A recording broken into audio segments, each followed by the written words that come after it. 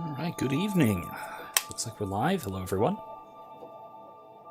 How's it going? Alright. So, welcome back. Welcome back to NieR Automata. We're going to be picking up where we left off last week. I got some ideas of things I might want to discuss. Just, depends on what comes up and depends on what people want me to talk about or want me to not bother talking about or, avoid. There's always politics in the news that I have unfortunately been following at least a little bit this week. And I also have tangled cords over here. Like crazy. I should do something with this. My oh my. This is the problem when I have a wired controller and a wired headset, and it's also right next to my phone charger. So I apologize for leaning over and causing all kinds of chaos. But anyway, hopefully that's the last time I have to deal with the mess. Ooh. Okay, that should be the last time I have to deal with the mess. Sorry about that. Anyway, so there's always politics. There's always some interesting philosophy stuff that I've been keeping track of and following along with. And tomorrow is, as the shirt would indicate, tomorrow is May the 4th, and it's Star Wars Day. So I've got Star Wars thoughts to talk about too, here and there, with Bad Batches premiering tomorrow, which I am very excited about. I've been playing KOTOR 2 off stream, so I have things to think about there too. So why not? May come up, who knows? As well as the maybe weirdness of Star Wars Day as a holiday itself, which is kind of odd. Think about it. So all that and more. Who knows what else might come up? This game has been throwing me surprises here and there, maybe because I'm not as familiar with tropes as I think I am. But it should be a lot of fun. Kelly says, I had my first day at my summer job today. Okay.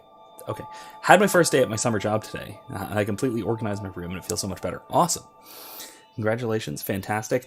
I made horchata. Somebody bother WizKid. Tell him that this exists. I don't know where he's at every time I talk to him. Basically every time I talk to him, he's talking about NieR hype. And he almost never shows up on Mondays. Tell you what. Anyway, it's pretty good. I made a quick and cheap and lazy version of horchata, and it worked out well enough. I didn't actually blend it or anything. I didn't blend the rice or anything. It was just from I made rice, and so I made this from having soaked the rice. It works. It's pretty good. It's not top notch. I would prefer doing it properly, probably, but otherwise rice water is going to waste, so why not add some cinnamon and milk to it, The mystical horchata. Alright, so where were we? Hey David, how you doing? Is this... Music might be a little loud. Let me turn that down a little bit.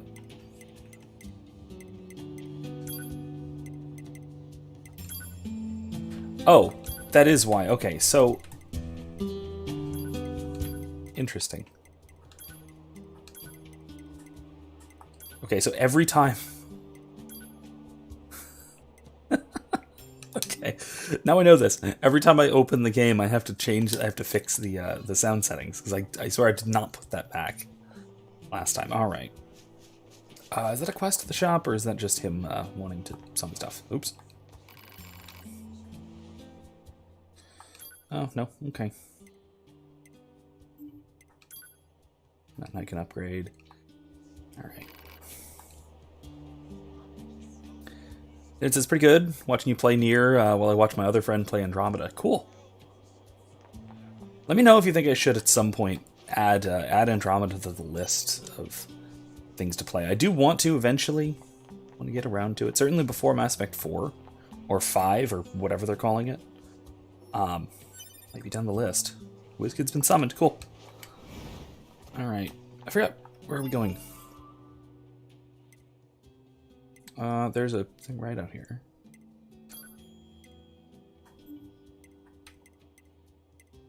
Map. I, for the life of me, can't figure this out. Figure out the Aura Betrayers thing. As the thumbnail would indicate, we are. I am planning at some point this evening to going to the woods, going to the forest. Could go back to the factory.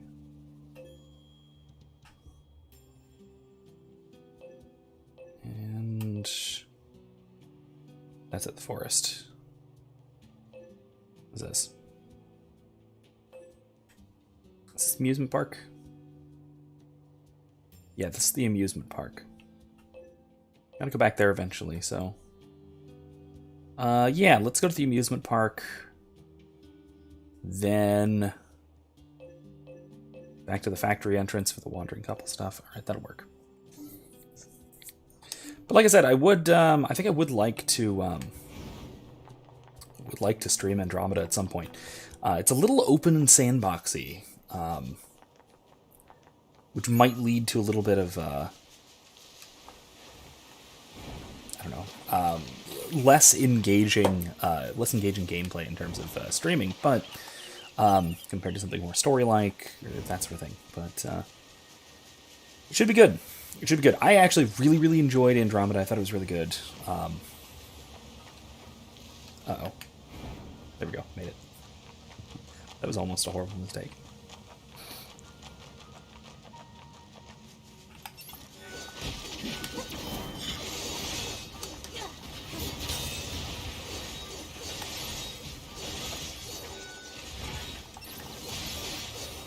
There we go. I also should add that with tomorrow being Star Wars Day and Bad Batch coming out, all that. Oops. There, I canceled it. David, you should definitely watch the Bad Batch. Coming out tomorrow, as if nothing else, for some inspiration for our Star Wars tabletop that we're playing tomorrow night. I assume, unless something came up that I forgot about. You're an android, are you not? Let me ask you something. Did you think the world is full of love? It might be. Tubi doesn't know what that means. Don't you think we all need to express more happiness in our daily lives? Yeah, I suppose. Exactly, in which case, you seem like just the person to help me make the world a better place. Sure, I guess. Really? Do you believe in the dream of connecting the entire world with love? I have a feeling Tubi totally would not, but yeah, let's say yes. I see. Then perhaps I can believe in you. You see, there are many machines who detest fighting. As such, I've decided to gather them together in order to hold a parade. It will be a parade of love and friendship for all. However, as it turns out, there are many among us who frown upon such outspoken expressions of peace. Therefore, I'm hoping you will protect our parade in order to ensure the successful dispensation of its wonderful message. David says, I'm looking forward to Bad Batch. Seems like it'll be a good show. Yeah, it really does. It's A-Team. It's Star Wars A-Team with some twists, I'm sure. And also gets to explore a lot of really cool stuff about the whole rise of the Empire thing from the clones' perspective and all of that.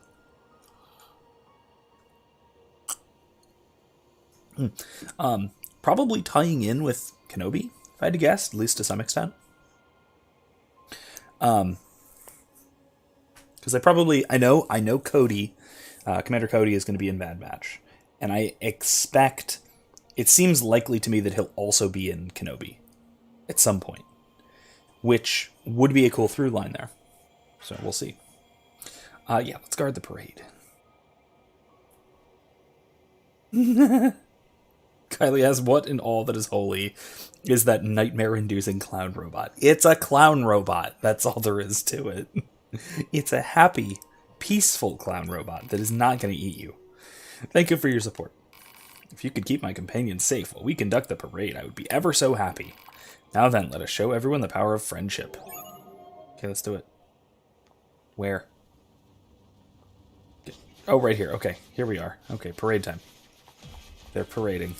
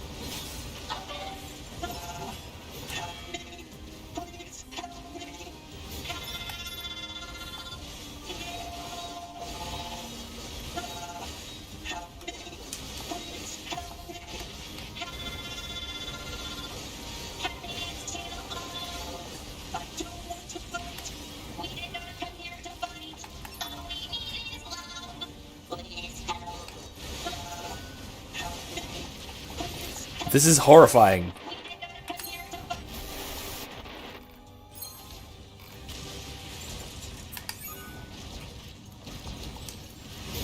Okay, we're gonna have to not do this right now.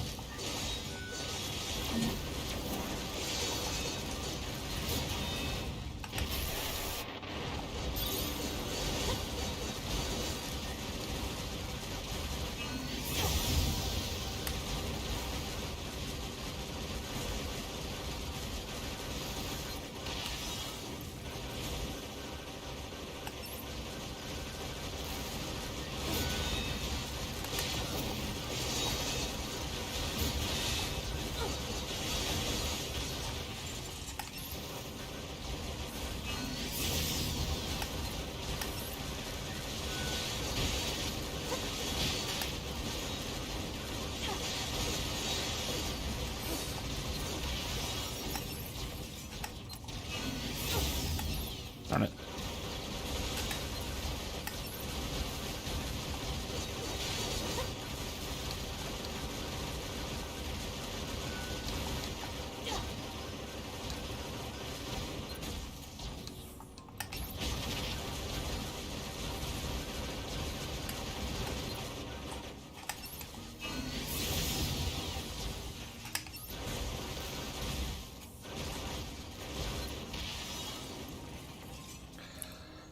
Well, oops. Yeah, we're gonna have to do that another time, because that was actually really difficult. Um, Kylie says clowns are my ultimate fear. I get it. I get it. I've never shared the particular fear of clowns. I've kind of wondered where that comes from in a lot of people, because it's very, very common. I kind of get the basis of it, and that it has a lot to do with, again, the kind of thing that I was talking about with the amusement park when we were wandering through there. Maybe it was, I forget if it was last week or the week before, about it being a kind of inversion of expectations.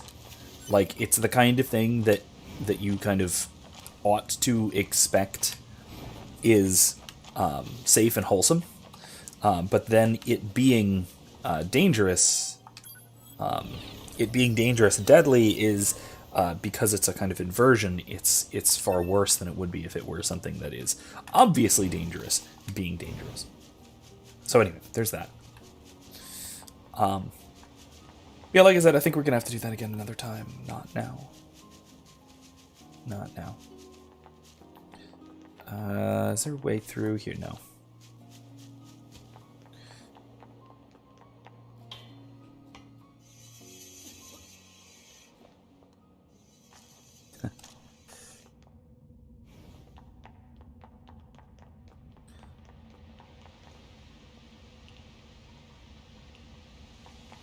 Mashed Potato says, kind of like hospitals as a horror setting. Yeah, very much so. Yeah, that's I think a good analogy. Oh, there's no map to this area in particular, is there? Crap. Yeah. Is this it? Yeah, mashed potato. I think that seems about right. It's a similar kind of thing, I would think.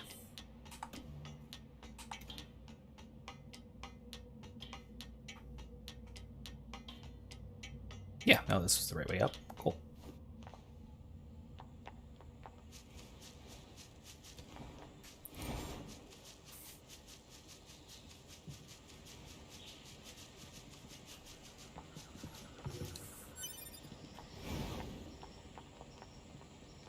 Yeah, we have. It's neat. The whole like Star Wars Day, May the 4th thing, because I think it was the first of those kind of pun-based pop culture holidays. Because now we have a few of them. There isn't just the one. What's this? You've got so thinking back to like we played Mass Effect on this channel, and David's other friend is playing Andromeda. We've got N7 Day, November 7th, as a big BioWare and mostly Mass Effect like pseudo holiday thing as well. Things like that. But it seems like Disney and Lucasfilm are really taking the initiative in the last year or two with making a big deal of Star Wars Day of May the 4th. Last year it was the release of the finale of the Clone Wars, which, by the way, was incredible. That 4-part arc, the Siege of Mandalore, was if you put it together as something like a film, something like a movie, it was one of the best Star Wars movies, like on par with anything even from like the original trilogy. It was amazing. We have that. Then also, now this year we're releasing the Bad Batch, starting off with what is effectively a feature film. It's 70 minutes long. It's the equivalent of like 4 episodes tied together or more, give or take, something like that. 3 or 4. It's an arc. It's basically formatted like a film, as the start to the series. Whereas a lot of companies don't make enough use of their pop culture holidays like this. Lucasfilm's taking the initiative, I think. Hello, welcome to the amusement park. Here's your stamp card. If you collect all the stamps, you'll win a free prize. Neat. Where do I get stamps? You'll find the stamps inside the amusement park. Make sure to search high and low. Just between you and me, I hear that the prizes are even more than just free. They're deluxe. Off you go then. Good luck. Have fun. Stamps. Alright, so there's probably a stamp around here. It's a collection-y quest, so I might as well while I'm here. At least give it a cursory look around.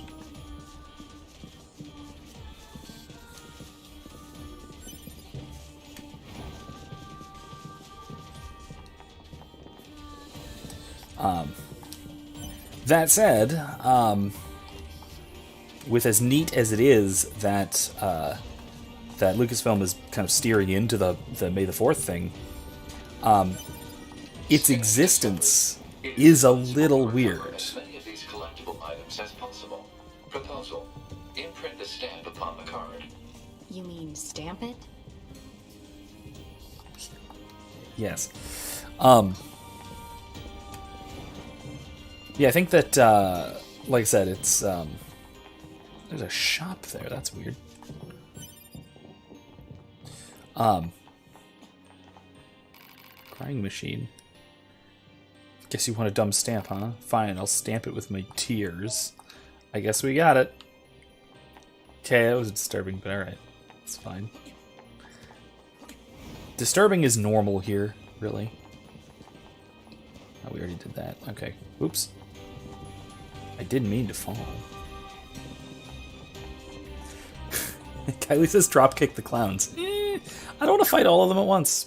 Don't feel like doing that.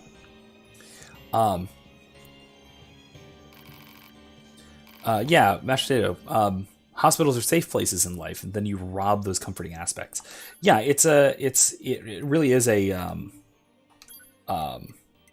subversion, right? It's why betrayal is a lot worse than just hurting somebody. If you have the expectation that everything will be fine, then it's all that much worse when it's not.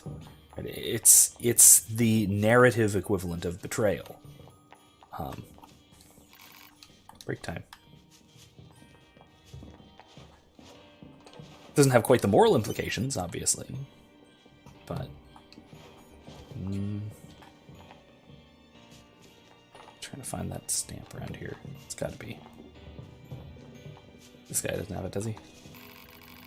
Oh, yeah. Okay. Would have thought. All right. Mashed data continues. What's interesting in a Silent Hill game, maybe 3. Used a lot of public places where women often get sexually assaulted, and made you play as a female character. Interesting. Yeah, that's definitely playing on some real fears.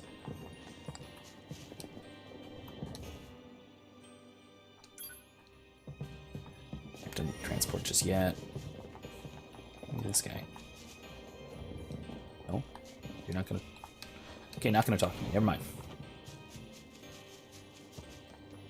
Yeah, Kylie says that's terrifying sounding. Yeah, that's the point, and they do it well. They really get that. They really get the point across.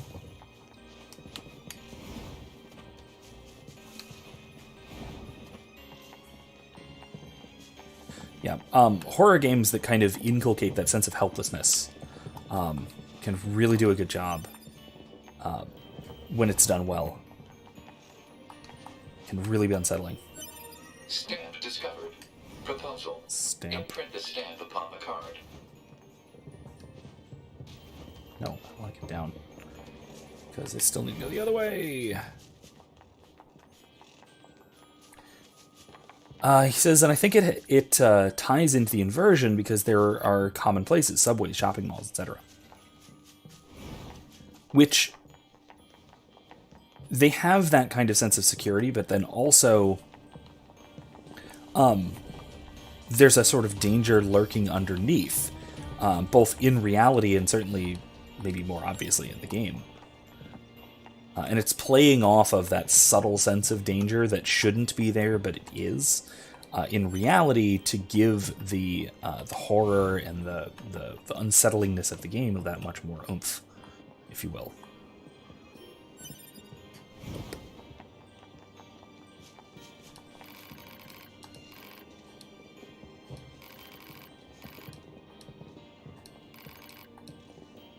Oh, what fun, oh, what fun.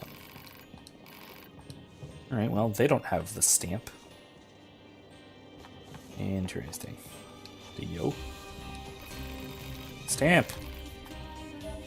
Hey, I got a stamp. That wasn't weird or anything. Alright. Just a couple more. Yeah. The sort of mechanics of horror are very interesting. Back off, asshole. We machines are alive. You got that? You should die. All of you should die. This goddamn stamp should die too. I got the stamp at least. You gonna attack me or... Nope, just berating. Got it. That's normal. Yeah, it's a little unsettling. But yeah, I on a somewhat related note, I guess, This place looks familiar. That's oh, right. the picture. It's from that woman's photograph. I'll be sure to get her the coordinates. Nice.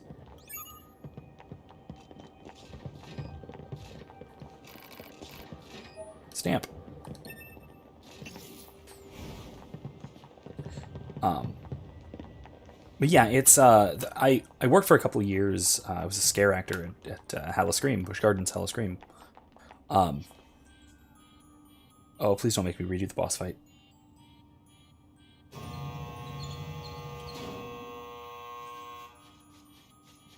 Yeah, okay.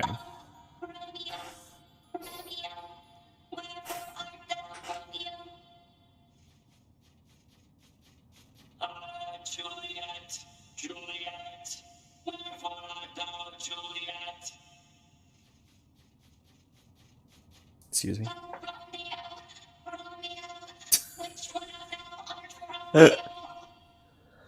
What in the world? Okay. Juliet, Juliet, I am not always sure. Oh, there's more. Okay.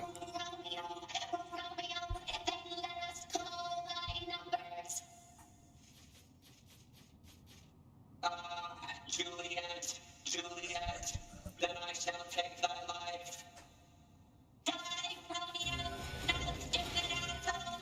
I shall make thee regret the day of thy birth. I shall make thee taste the dirt. Die. Destroy. I'll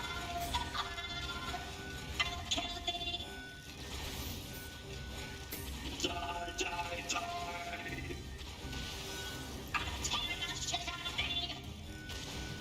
Be gone from this world forever, wench.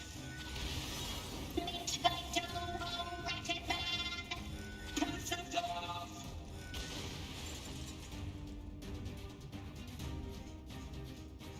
My Romeos are no more. I have slain them each and all. I must join them anon.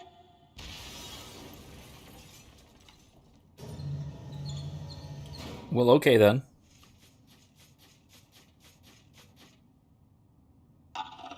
Art. I suppose this marks the end of our production of Romeos and Juliets. Please watch your step as you exit. If you'd like to have your card stamped, please come this way. Yes. Let's go do that. Right then, here you are. Kylie, sometimes art can be creepy and like, why?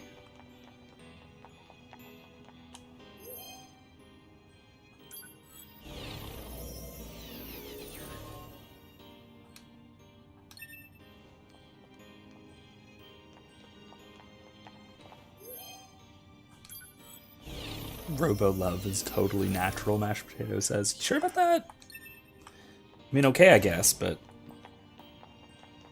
Yeah. It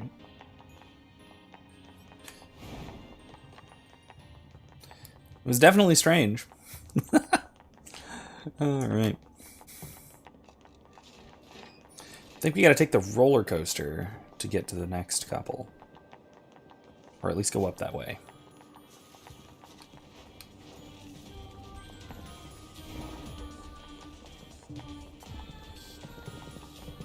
Oh, by the way, thought I should let everyone know, I'm having to contest copyright strikes on all of my NieR streams because apparently there's some random third-party company unrelated to Square that files copyright claims for all of the music in this game. So far, they have just not responded to any of them, to any of the the review requests, which means that they'll stop and it won't be annoying. It just means that if you're watching the VOD on these, as long as I contest them, as long as I contest the copy strikes, there won't be ads running on it, which is really my goal. I don't want to monetize these. I mean, eventually, at some point, I wouldn't mind monetizing if only for like super chat or whatever. If you guys wanted to, throw money at me that way on stream. But I definitely don't want to put a paywall in front of my students for, my actual educational content stuff. Definitely not. So I have very little ambition to monetize any part of my channel.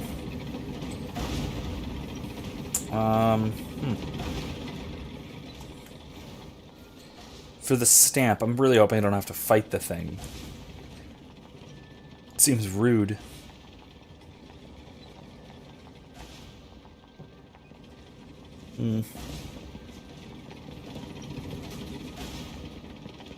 Maybe, though.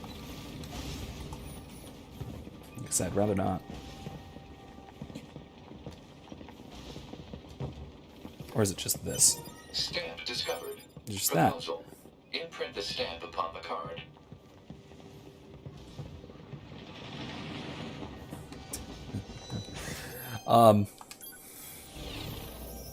Yeah, Kylie says, I feel like they're looking for something to copyright at this point. Yeah, so there's a lot to say about this. YouTube's copyright system is very fundamentally broken.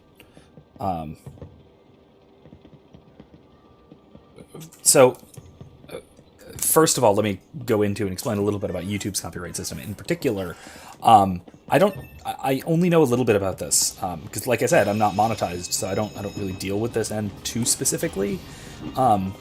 I do deal with, people, striking my videos for copyright. For no justifiable reason, obviously. This is very clearly fair use and transformative and gameplay, and both of which are independently being, transformative and gameplay content. Both of those are, reasons for it being fair use. So, the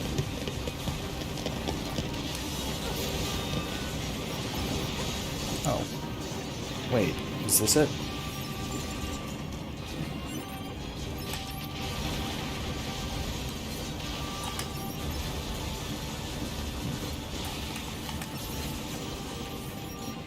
Did I get it, or?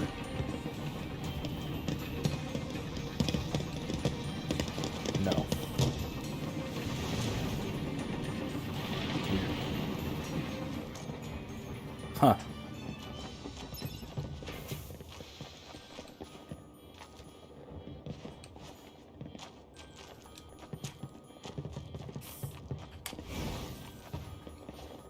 There. I don't know where to get that last stamp. It's over there somewhere, but... Master says, at least they're not Nintendo. Yeah, fair point. Nintendo is really bad about this. About any kind of... Not even just copyright, but things like licensing. Using their products for whatever. Modding and all that. Nintendo has some real problems with all sort of what you might call unauthorized use. Or if you were more charitable, you might say, not unauthorized use, maybe creative use, if you want, of any of their products or properties or whatever. All right, let's just go back the other way. Let's see if we can get back over there, but we'll see. Nope. So YouTube basically defers to the alleged copyright holder. How it works is there's a system where you can either automatically or manually report something for copyright infringement, and there's auto detection bots and such and all that for it too, under some circumstances. So that's its own kind of issue. Because the bots are not very smart. The auto detect is not.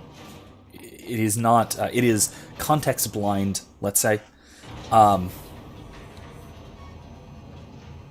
yeah, it's. In any case, then you have to request a review, and then that means that YouTube will tell the copyright holder or alleged copyright holder to review it. And then they say whether they have made a mistake or not. Stamp discovered inside enemy body. Proposal. Destroy the enemy and imprint the stamp upon the card. Easy for you to say.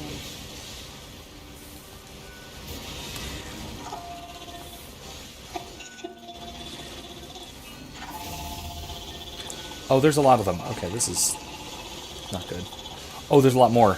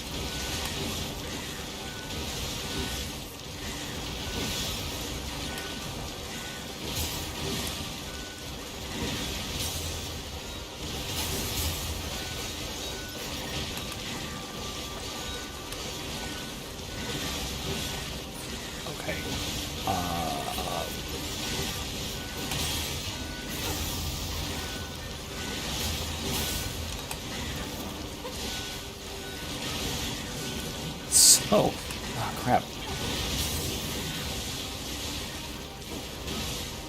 There's a lot of these guys. Anyway, basically YouTube, out of fear of being sued for the most part, defers to the accuser rather than the content creator and or defendant, whatever you want to call us, the real people. Minimal offense there, I suppose.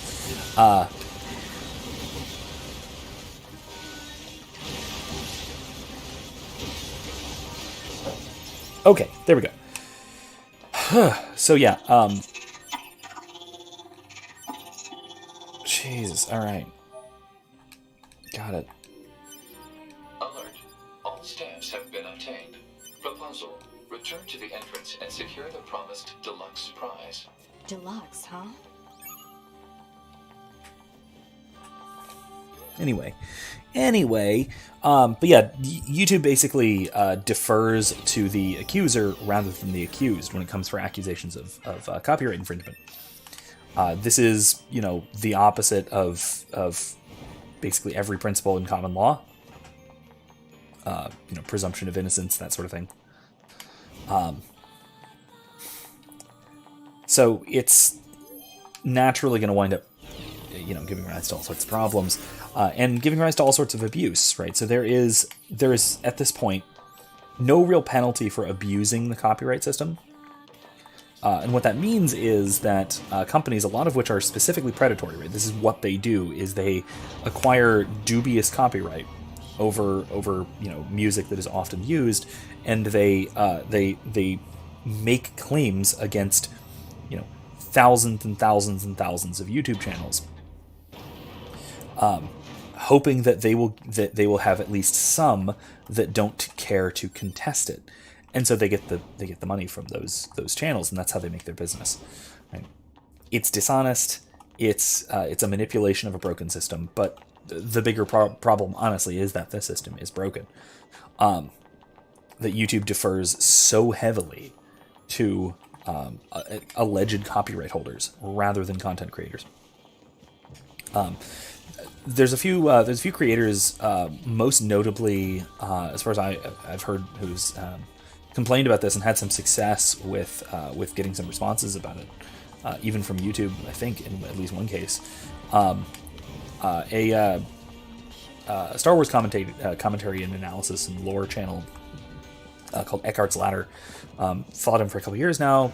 Great stuff if you're interested in Star Wars. But he's had various licensing companies like this go after him for nothing in particular. So check him out. He has always recommend his channel for that and for Star Wars stuff. But he has a video explaining, or a few videos explaining the crap that he's gone through relating to all this. Thankfully, again, I don't make my living from YouTube. This isn't my thing. This is just something I do for a good time, but I also don't want to, if I do wind up getting monetized at some point for the sake of, even just for the sake of live streams and such, obviously I wouldn't, like I said, I don't want to monetize my actual educational content. But I digress. I would like to not have all of this be a blemish on that, if you will. But then also, I don't want companies running ads on my videos, because that defeats the whole purpose of me not wanting to monetize them, because I don't want to, for students that I assign the lectures that I do, I assign these to students, I don't want them have to, watch ads on their homework. This doesn't seem right to me, Anyway, all else fails. Honestly, if the problem gets too bad, I've been working on some alternatives. BitChute, what's the other one? Odyssey. It's the other video sharing platform that's pretty good. Neither does live streaming particularly well, though, so I'm still pretty much all in one spot. So we'll see someday. Or I'll accidentally talk too much about the coof, and I'll get banned for that. Who knows? For politics, or for who knows what else. You know how it goes. On the note of copyright, Mashed Potato, I was talking about Nintendo He says, yeah, I'm waiting for a Pokemon mod to come out, but to make it through a cease and desist, they have to release the mod fully finished. Ugh. No patches or quest updates. Jeez.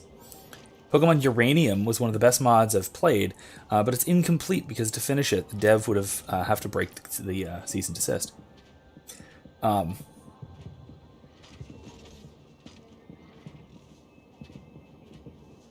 is my video off from the audio? That's weird. Is it game audio or is it just my voice audio? Because I can check that. I might have to fiddle with OBS. Let me know. Let me know if what the problem is in particular, and I'll try and fix it. Oh, no, it's my video. Okay, I see it. I see it now. I see the delay. Hold on.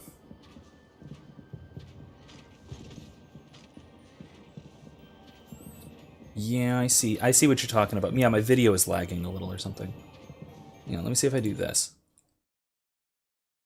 Okay, can you still hear? You can still hear me. All right. And you can see me. I don't seem to have a lag. Okay, hopefully that'll solve it. Because you're right, I hate when that happens. I really hate when that happens. It's doing it again.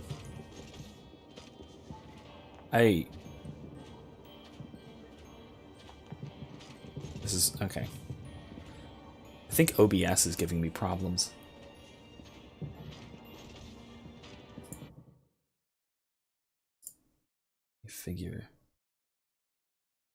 Configure video. No, not that. Oh.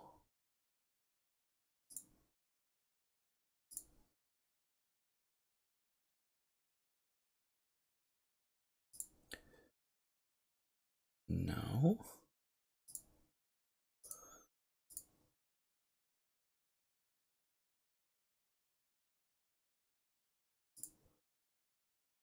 No. Oh.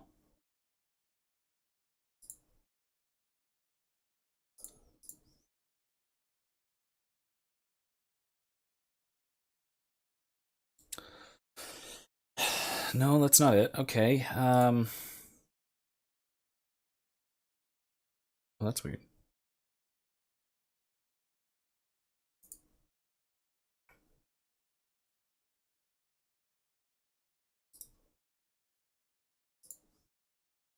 Sorry about this.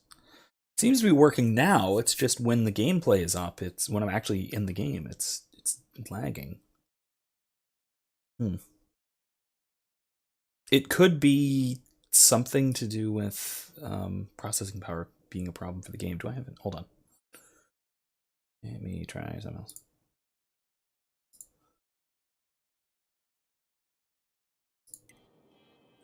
How is it now? Okay, it's fine when I'm paused.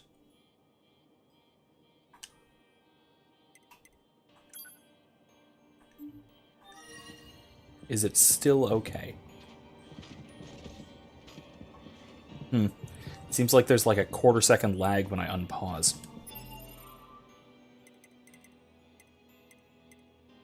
I wasn't doing this last week.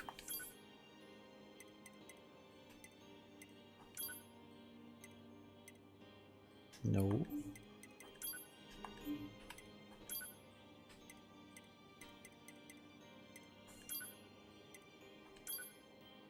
Try that. Let's see if this does anything.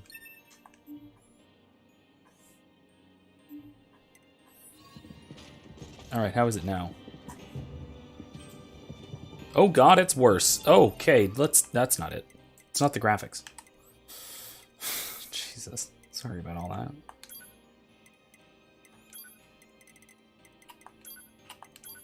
Switch back to high, because if it's gonna be laggy, then at least let it be laggy and nice. Nice looking. Alright, we'll see. We'll see if this keeps up. And then I'll fiddle with it and see what I can fix. But I don't know. That's very strange. Wondering if it's just processing too much crap on the screen at once. Anyway, let's talk to this guy and see what we can do.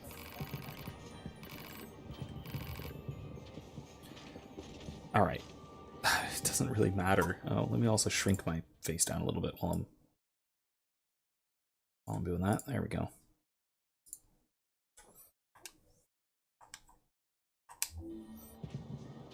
Looks like it's better. It's a little better now, but it's still a little wonky.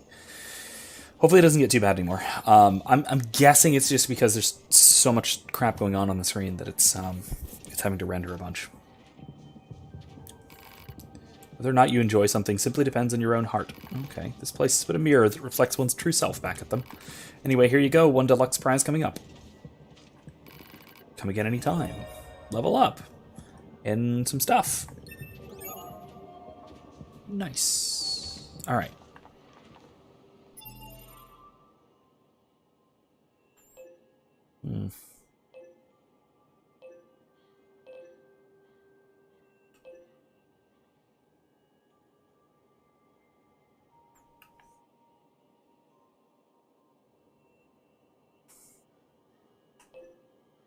All right, let's just go over to the village, I guess. Or, now we're at the entrance. Let's just get out of here this way.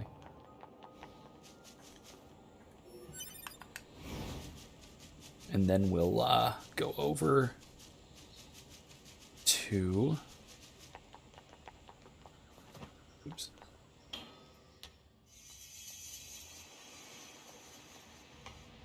Oh, let's get down.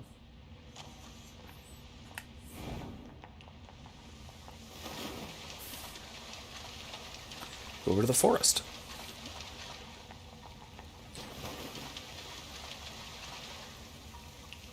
Oh, Mashed Potato says, I just saw this game was on sale, so I figured I'd buy it. Yeah, I do recommend it. It is really good. Like, I've kind of... I think I've mentioned this before. It's not, like... The themes and stuff are not, like... They're not terribly subtle. And maybe that's just a result of it being an anime game and that, you know, anime tropes are usually pretty heavy-handed. But at the same time, they're still very, very interesting. And, I mean... The gameplay is really cool. It is really good. I'm enjoying it so far. I'm not very good at it. I would say that it's fairly difficult, but it's probably just me. So it's certainly a challenge, and I'm only on medium difficulty. There's 2 higher than this that it could be one heck of a challenge. I get the impression. To be fair, part of why I'm having difficulty is because I'm also trying to talk to you guys while I'm playing. Which always adds a layer of difficulty.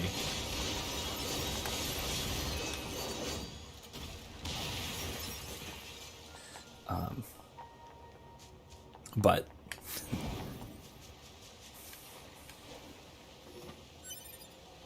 yeah, I really do enjoy the how do we put it? The fluidity of the gameplay, especially. The running and jumping and movement and all of that stuff is really the I really enjoy that part of the style a lot.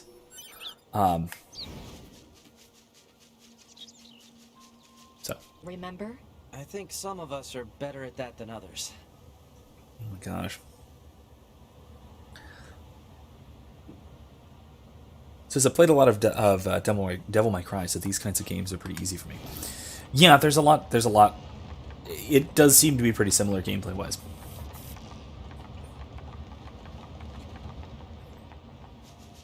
I mean, it's an action RPG. With some bullet hell and hack and slash elements. Yeah. And I think most of Devil May Cry is basically all of that. Pascal was talking about. All of that Records say except it was for... once a facility known as a shopping center. Oh, it's a mall. Neat. It's basically all of that except for bullet hell. Alright, what do we got around here? Cool. Environmental design is also just really, really nice. No getting through here. Maybe there's some kind of mechanism we could engage?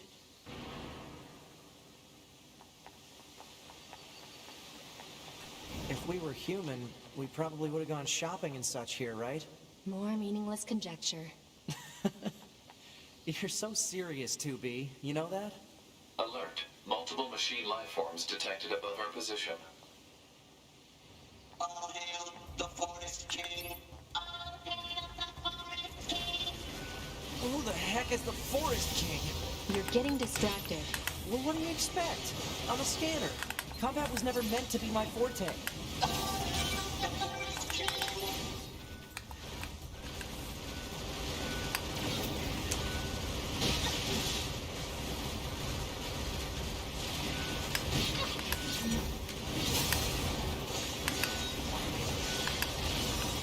Check this guy. He's just running away. Where? Did he go down?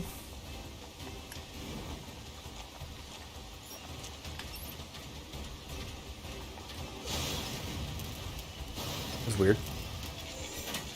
It's going to explode!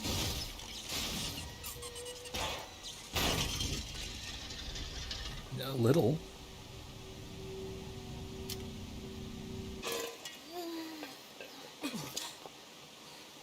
Okay. Hey, where am I? What's that? Hey there, guys. What's up? This thing's weird, 2B. Let's kill it. Wait, what? No! Good idea. No! Jesus, Nines. Okay, what was that? No idea. Oh, man. It's neat.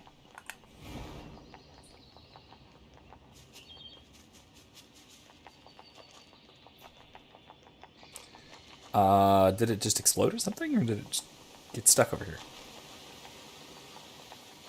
Oh, it smashed through. Cool. I'm going to go explore everything else first. Go upstairs, all that.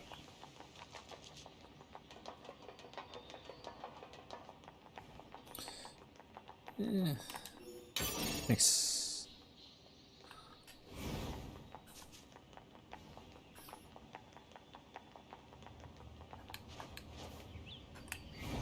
Yeah.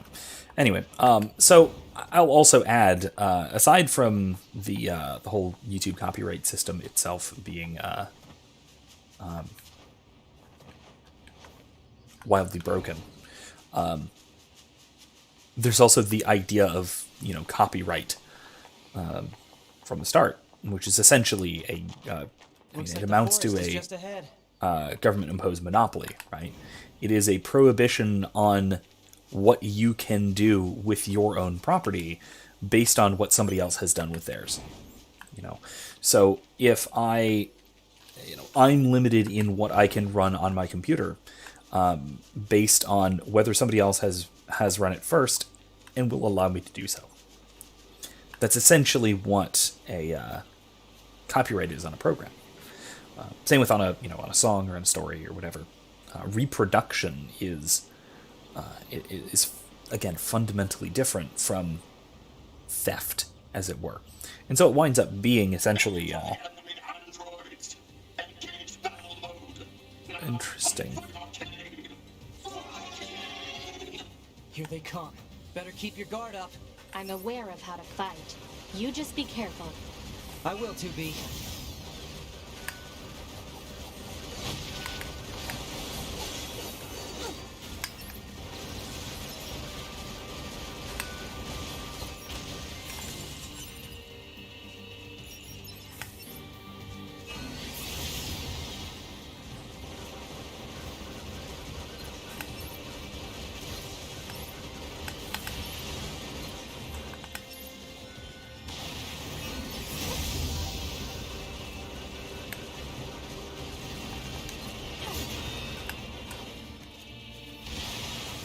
These machines.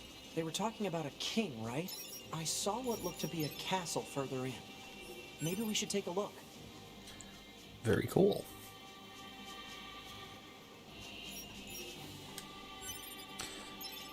Very cool. But yeah, so I have some fundamental philosophical objections to copyright, intellectual property, all of that. Like, aside from the YouTube system in particular, what is this? I have issues with. There's a photograph I'm supposed to take of that, right? Intruders detected! Loyal knights, give your lives for the king of our forest! For the king of our forest!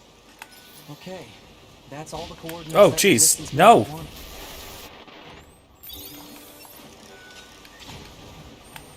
I'll be honest though, I don't quite get why she cares about these particular photos.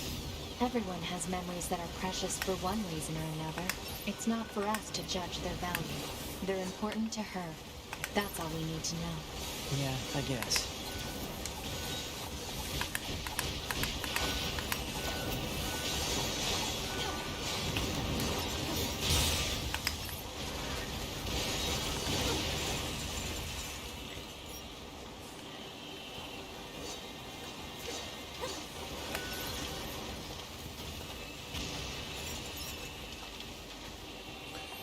Well, okay then. Boar isn't attacking me, is it? Because that would be awkward all of a sudden.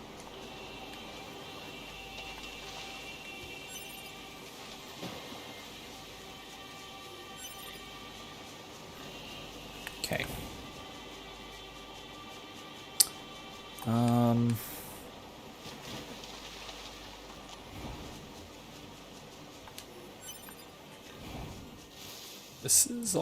This seems fairly complicated to get around, but nice.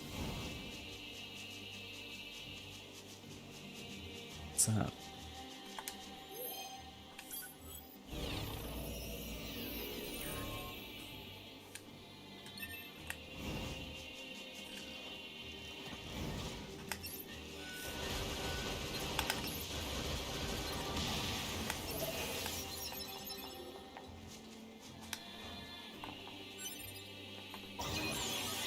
All right.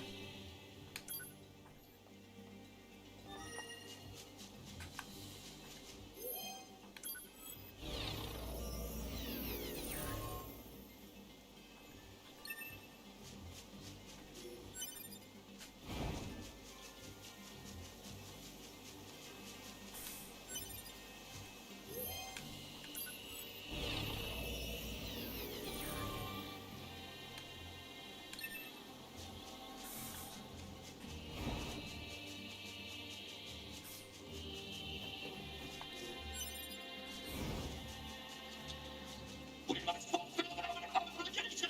No falling back! Fight! You have lived your whole life on this singular moment! For the forest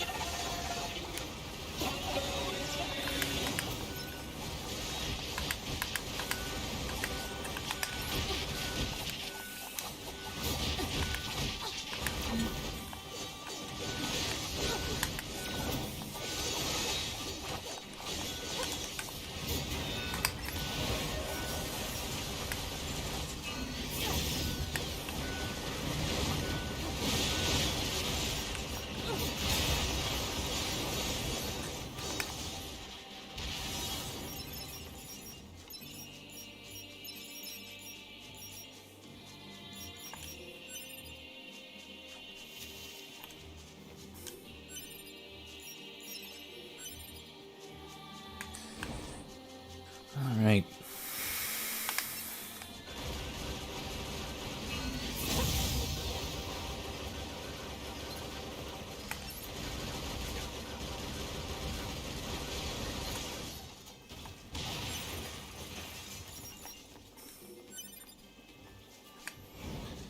So, all this talk of a forest king, particularly in combination with what we've been talking about with in terms of Star Wars and Lucasfilm and all that, makes me think of some of our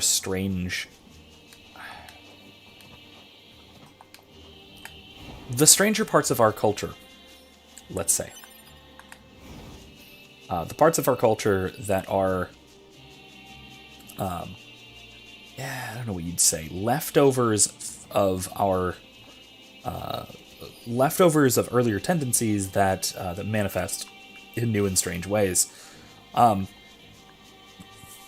So Intruders, get information now. Take position. Keep going. Don't be afraid.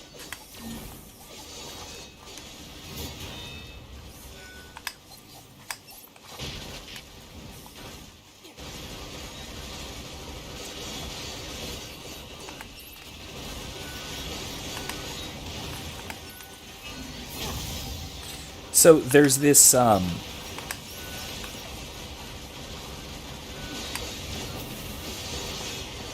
we notice Star Wars Day is this weird little aspect of our pop culture that is kind of what I would say part of our part of the liturgy, if you will, of pop culture, where we have these liturgical cycles, these ways in which we participate in the popular culture. Some of which are, like I said, liturgical. They're cyclical. They're ritualistic. All that. Hello. You cannot go on. You cannot understand the feelings of a machine. Can I try? No. All right, fair enough. That's odd, but okay. But yeah, we have these weird little ritualistic celebrations, these holidays that replace holy days, as it were. The strangest of which are the purely pop culture ones. But they not only replace liturgical celebration, but they replace so the pop culture phenomena like Star Wars and such, right, replace not only certain aspects of religion, Don't let any intruder get in. We must protect our king. but also replace a lot of what you might call, I don't know, cultural politics, if you want. And what I mean by that is you have this, you have the kind of, not deification, not even apotheosis, but this kind of veneration, I guess, of cultural figures, of creators. That, oh, it's an arena for the DLC. I thought this came with the DLC. It might only activate later though. I thought this version came with the DLC. Intruder detected. Loyal knights, give your lives for the king of our forest. For the king of our forest.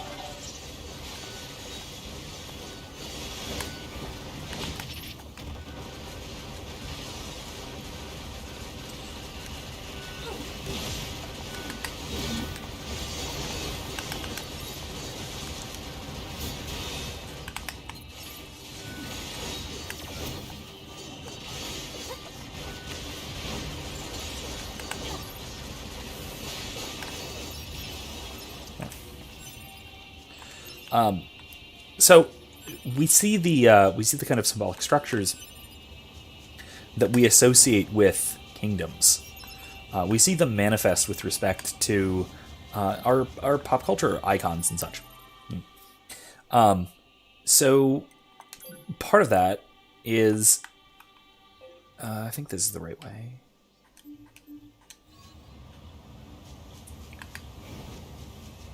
Part of that is, you know, the myths that are associated with kings and kingships. Right? The crises of succession, especially. So those machines had a king? But how can a concept like loyalty be understood by a machine? Androids are machines, dude. Anyway.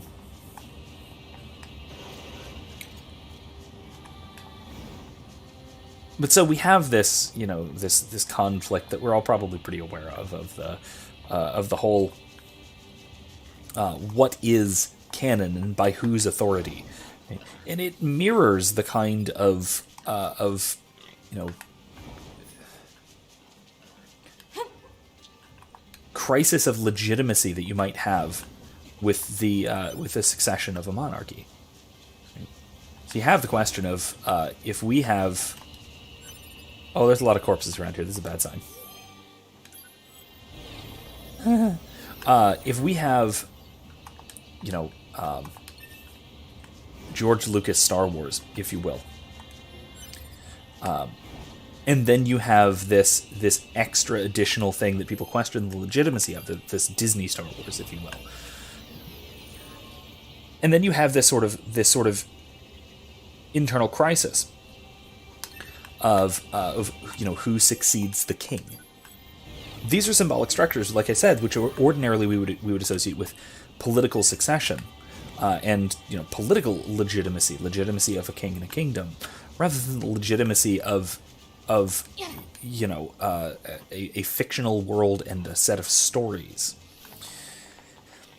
But it's because our stories, these fictional stories, take a kind of cultural prominence that they do, that may have been once, you know... Oh, interesting. There's something large in there. That's cool.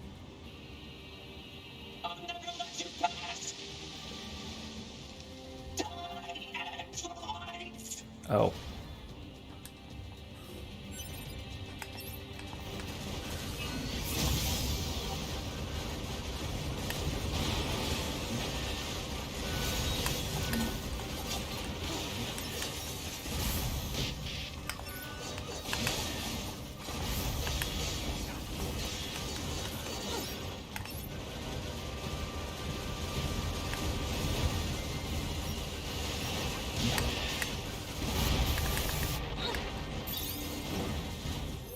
Okay, let's repair really quick. Hopefully this is quick enough.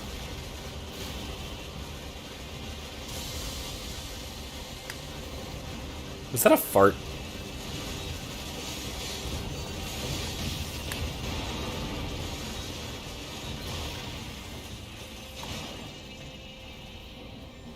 Okay, got him.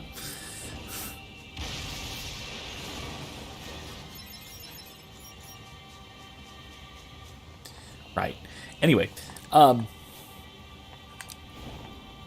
so we have these kinds of crises, these, if you will, like cultural identity crises, with respect to something which is, you know, which seems like it shouldn't be so significant. And there's a reason it becomes so significant, is because large aspects of our culture begin to center around fictional stories. Because it forms a kind of unifying narrative that people can sort of bind themselves to and arrange themselves around.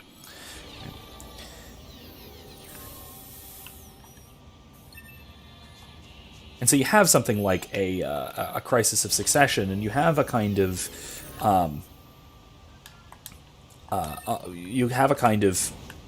even maybe you could even say like a Return of the King style narrative, where you have the king, the original king, the previous king, Lucas, in the case of Star Wars, and then you have either, and this is the common trope, is you either have the usurper or the betrayer, right?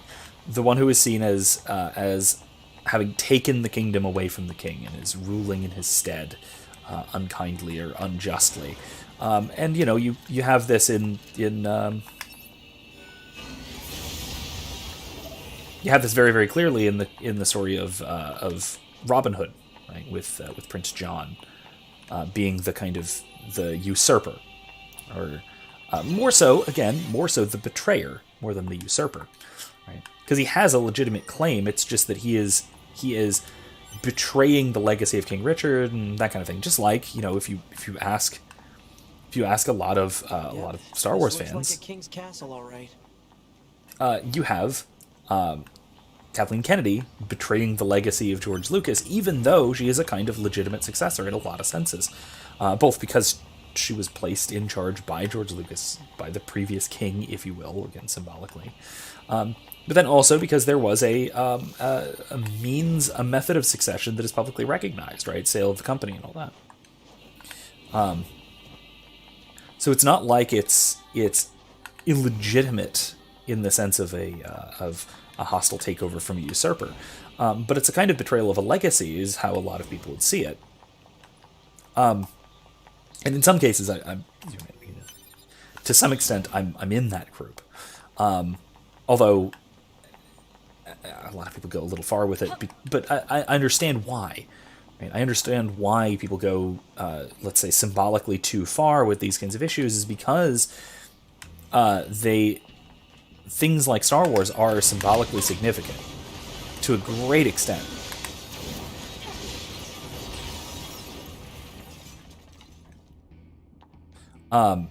And they're significant to our culture, right? In very similar ways that in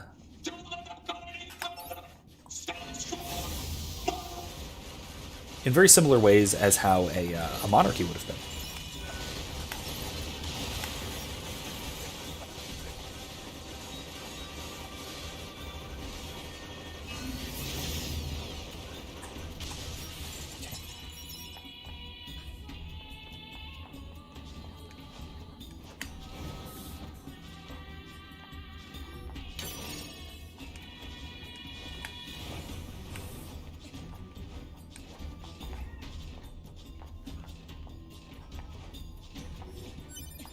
Right. And so, because of this kind of symbolic parallelism, if you will, you have this kind of narrative of well, we just like George Lucas Star Wars, or on the flip side of it, you might have people saying, well, Dave Filoni is the one who we should really trust with Star Wars because he follows Lucas's legacy. More than Kennedy, or more than the current producers, or things like that, right? And you have this kind of language and this kind of understanding, which is richly symbolic, and it is closely tied with these notions of rightful kingship and that kind of thing, if you will. Watch out for hostile enemies, 2B. Roger that, 9. What? Wait, what did you just say? Roger that, 9S. Wait, no, that's not what you said. You said 9s, or at least something close to. Cut the chatter and engage the enemy. Ah. Oh my gosh, that's so cute.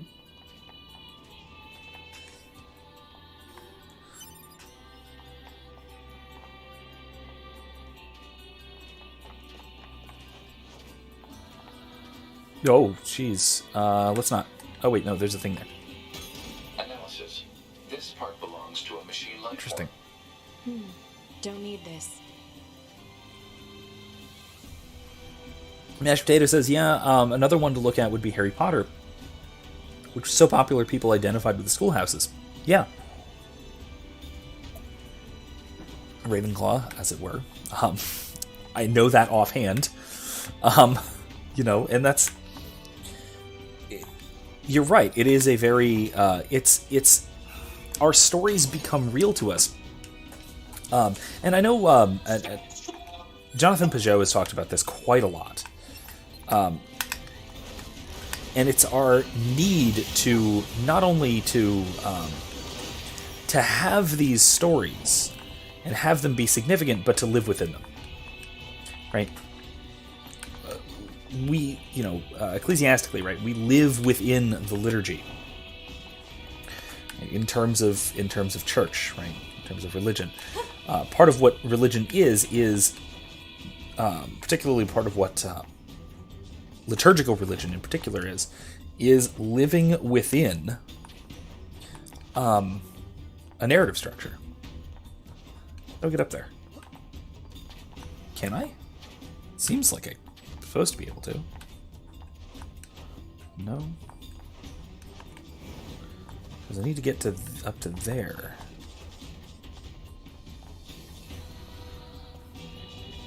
There's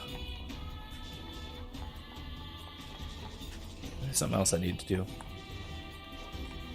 I'll get it. Oh well. It'll be fine, I suppose.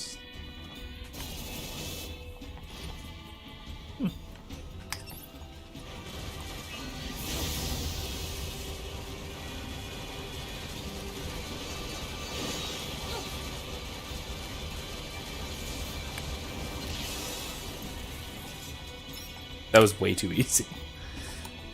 Anyway. Oh, David says you have to go further in, then you can drop down from above. Oh, okay. That makes sense. Alright, let's repair.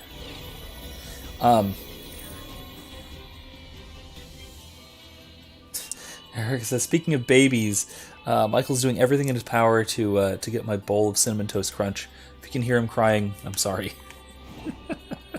That is, yeah, that's about it. That's about right.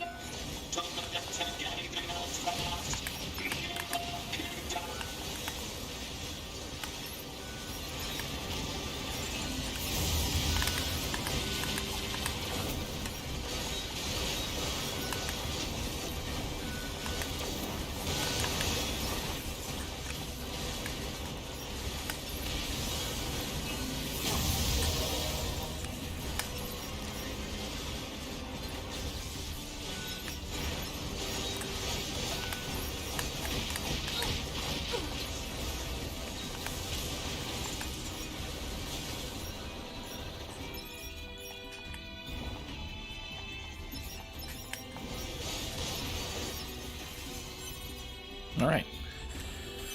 Anyway. He requires the cinnamon. He sure does. Oh, I see.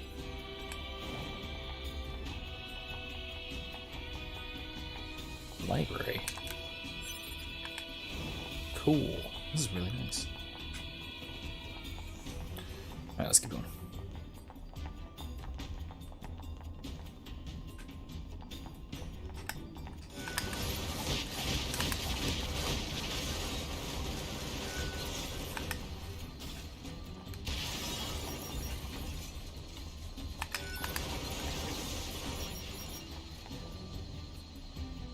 One of those burrowing tunneler things that I hate. It is.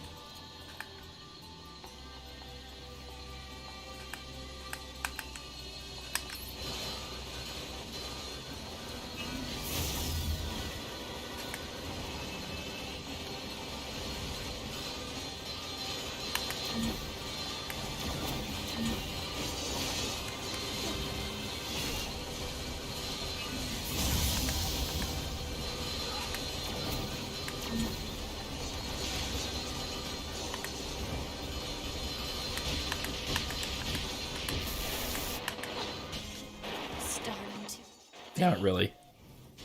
Ah.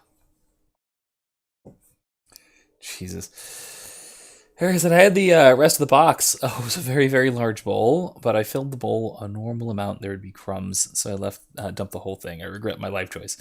Nah, that's a good choice. It's better than leaving just a little tiny bit in the box, I would think. Max says, Cinnamon Toast Crunch is one of those wonderful cereals that don't become terrible when they get soggy. Very true. The milk is just like the best. It's like the cinnamon milk stuff. Yeah, it's great. Kind of says, nice. A big bowl of Cinnamon Toast Crunch is needed sometimes. Mashed Potato says, no regrets. I finished a whole bowl of cereal last week. Whole box of cereal last week. Kylie says, plus the cinnamon milk after. Couldn't agree more. Mashed potato, I bought it after work one night. Finished it by breakfast the next morning. Jesus. Cinnamon milk is too gritty for me. Really? And yet you like horchata, which has cinnamon in it and is basically milk.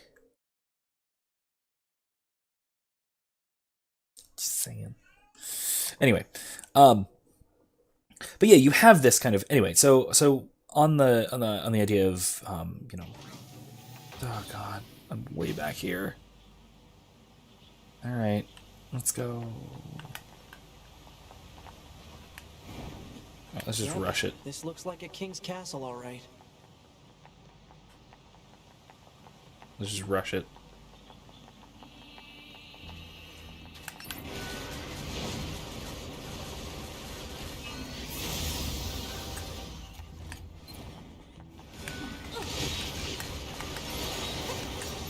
All right.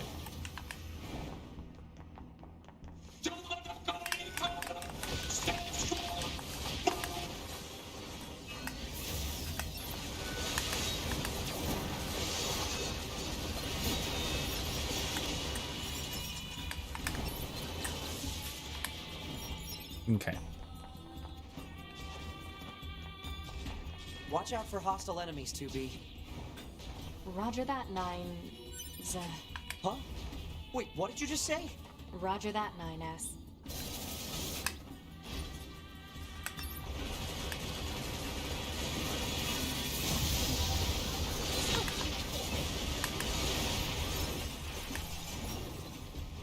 Okay.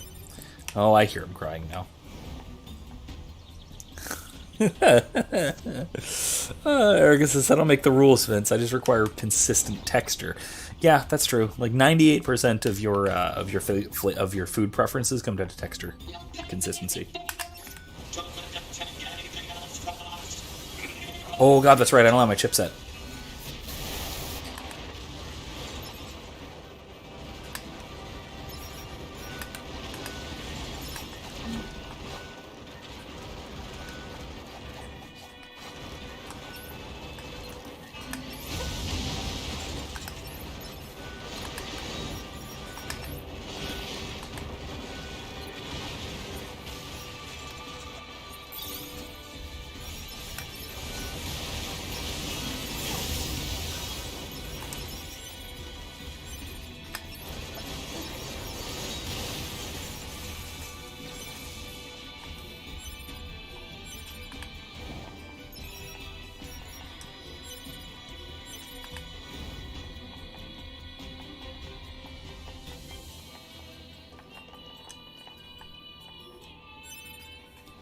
Anyway, yeah, I think that a big part of what I'm talking about, right, is this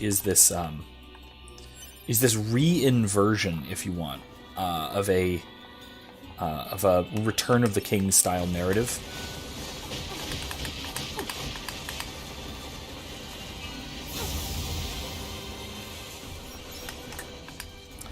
Which is a common symbolic structure especially within the context of a kind of upside down world, right?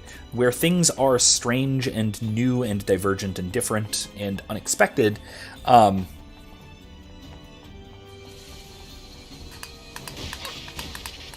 god, really? No, don't do that. Okay. Yes. Wait, did I just... Oh, I leveled up from getting that experience back. Yes.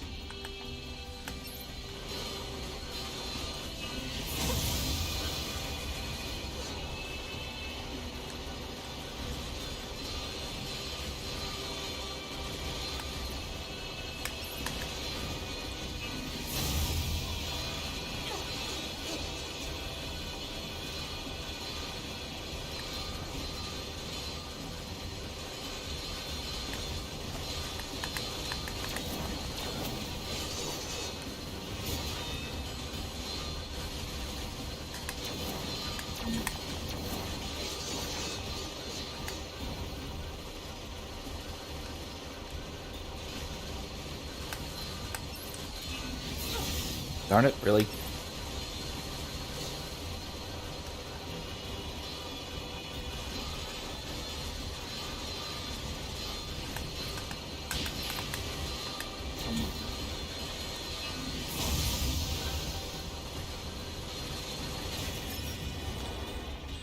Whew, finally. Okay, cool. Got him. That was annoying.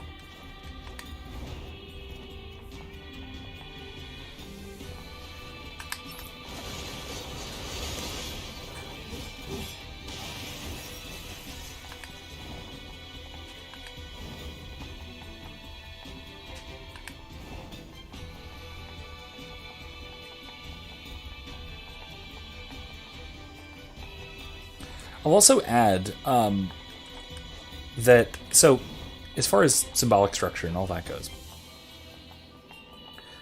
Star Wars is an interesting case, and this is this really came up because I've been playing Knights of the Old Republic 2, KOTOR 2, off stream lately, in preparation and debating particularly whether I should bother playing KOTOR 1 on stream at some point or not, or whether I should just jump straight to 2. And they are thematically linked pretty heavily, so I'm thinking of probably just doing 1 and 2. Even if 2 really does have the meatier philosophical interesting stuff. There's more to it there, I think, than 1. Not to denigrate 1. I love it. But I think there's philosophically a little less to it than there is to 2. That said, a lot of what there is to 2 is, I think, probably pretty intentionally annoying. And it's primarily to do with Kreia. And so Kreia is a very philosophically quite the famous anti-villain, I guess you'd say. Mentor figure, but also corrupting mentor figure in a weird sort of way. More intruders are coming from the outside. We need to expand our castle security. You best be wary of the machines building.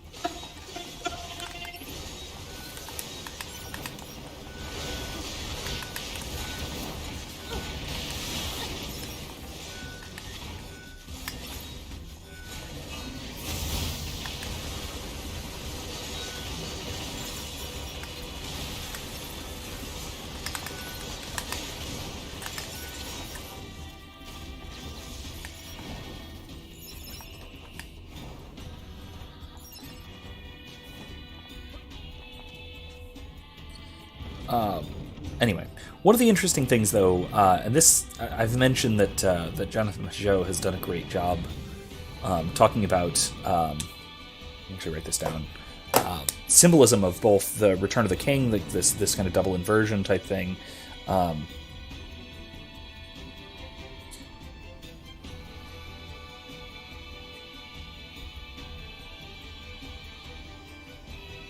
And then also some interesting stuff about Star Wars. And the sort of competing symbolism of the light and dark, right? So the light side and the dark side, all of that and everything that goes with that. And how that it's kind of weird and, in a sense, upside down, particularly at the time of the original trilogy. That the light side, like the good guys... What am I missing here? Is there a way through here, or is this it? Huh.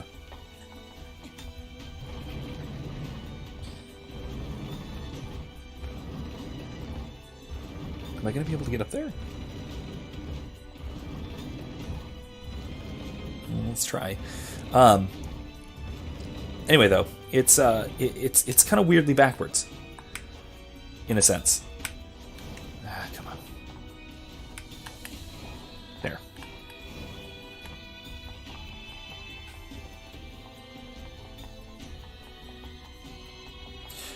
It's weirdly backwards in that the light side of the Force, both doctrinally and symbolically. What's going on here? Where the heck am I supposed to go?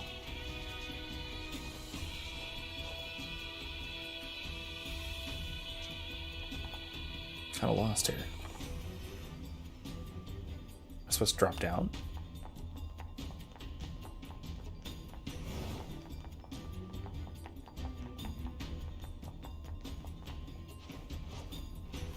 No.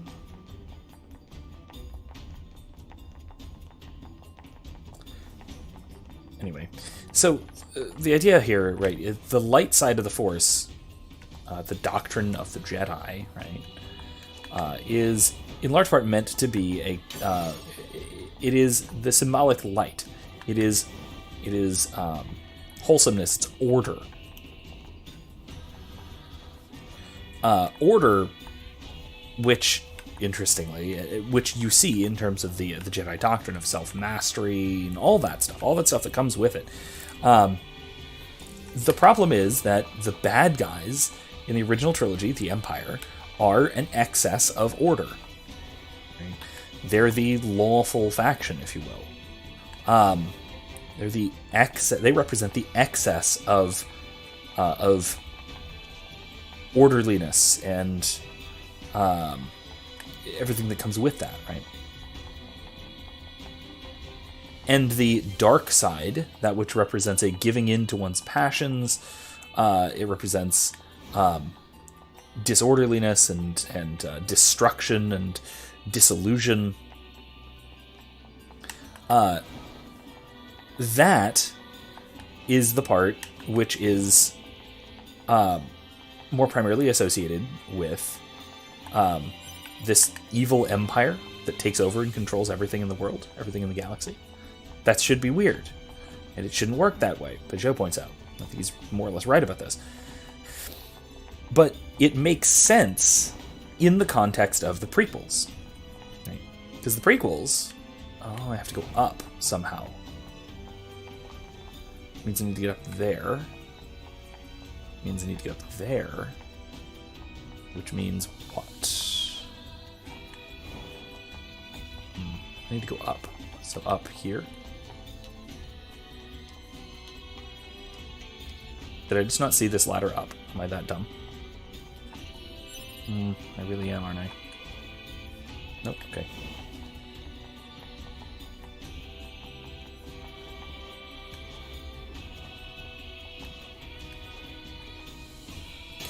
Analysis. This part belongs to a machine life form. Don't need this.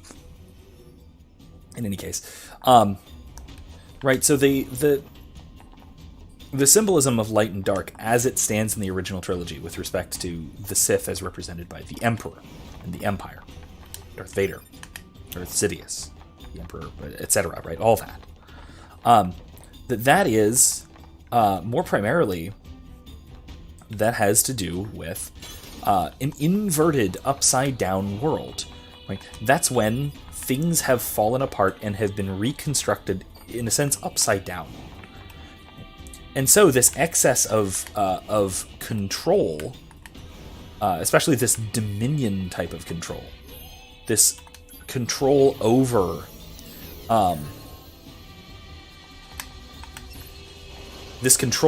the galaxy, right, over everything that there is alien to the dark side. Right? The dark side is more naturally destruction. Destruction, chaos, backbiting, and all of these things that we associate with evil, correctly, but not with evil empires. Right?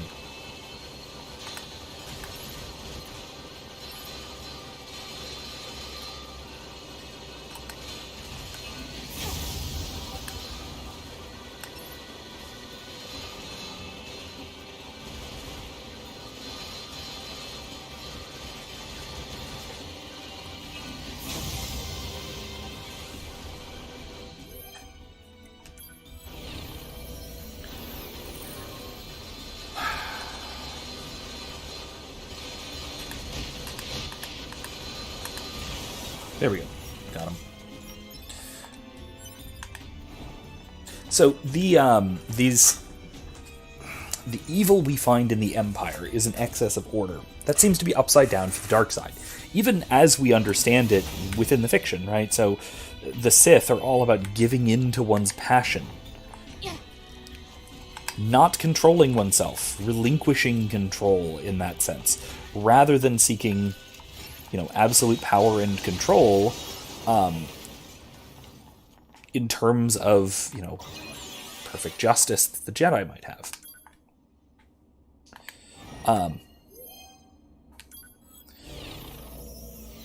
The Jedi have the light side, right? And so the weird thing we have here...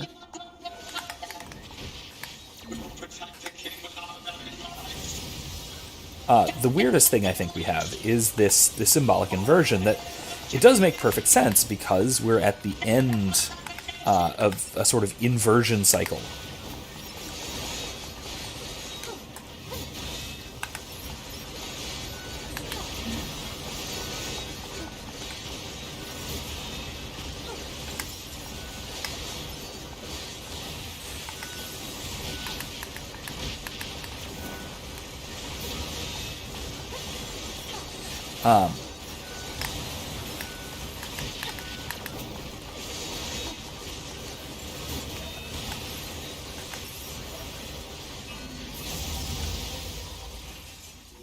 Here we go.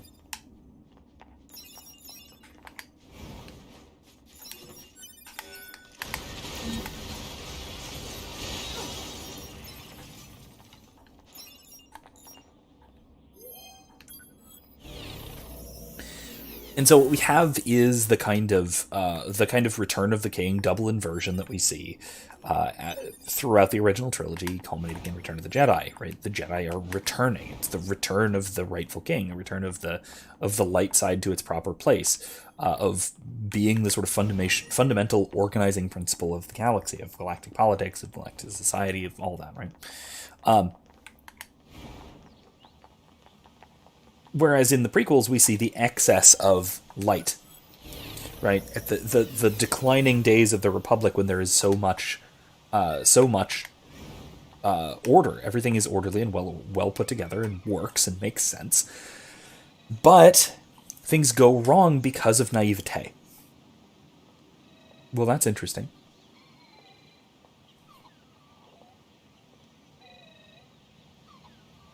Is this their king?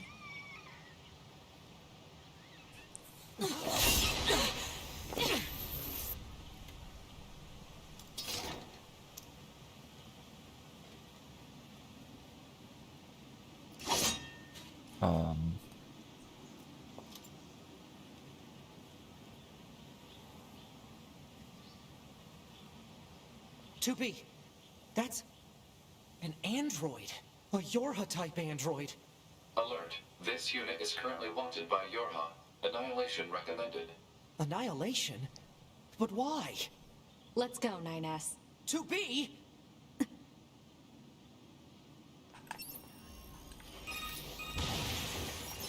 Bunker to 2B and 9S. We've picked up a signal from the black box of a fugitive known as A2.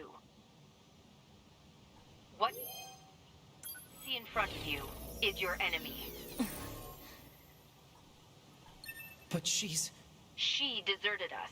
She's destroyed multiple pursuit androids. Now kill her before she kills you.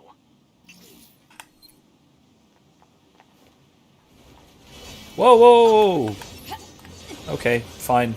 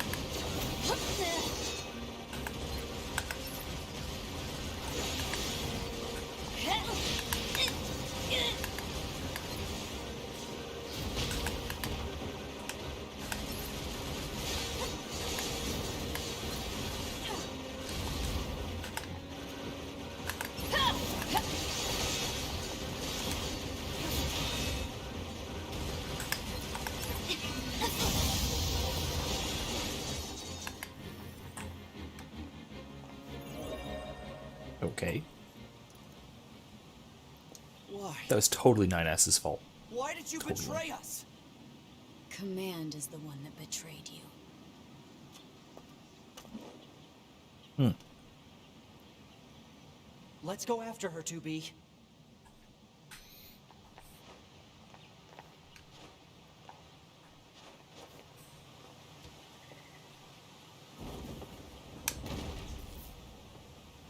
She's gone. Operator, this is 9S. Patch me through to the commander. Roger that, 9S. I'm sorry, Commander. We failed to defeat the fugitive. I see. Well, at least you're both safe. That's an incredibly powerful unit you just faced. You should probably keep your distance in the future. Commander, why did A2 desert the Force? I'm afraid that's classified. Oh? Huh.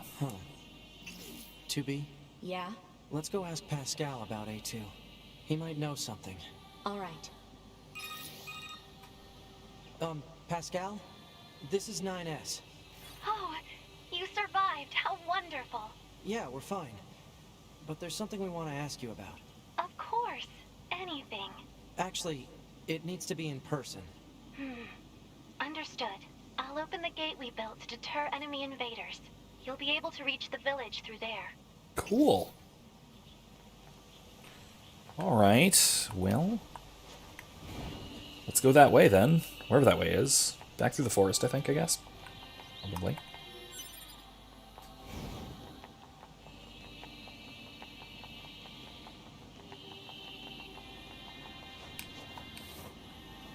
Or...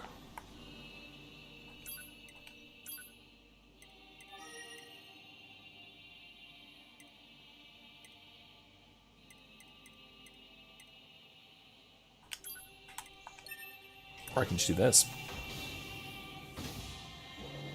Alright. So it makes sense, right? So why the dark side, as represented by the Emperor and the Empire, rules in this sort of inverted way, this excess of order and control, which apotheosizes really in the First Order, right? In the new trilogy, right, in the new sequel trilogy. But we wouldn't expect Sith to rule in that way necessarily, right? Yeah, it's an excess of power, but power which shouldn't be exercised in that sterile manner that we associate with the Empire, right? Stark white armor of the stormtroopers, shining chromium-plated space stations and starships, and massively uniform armies and navies and all of that, right? It seems like an odd kind of thing to expect from... oops, nope. I want to go to the shop. It seems like an odd kind of thing to expect from... let's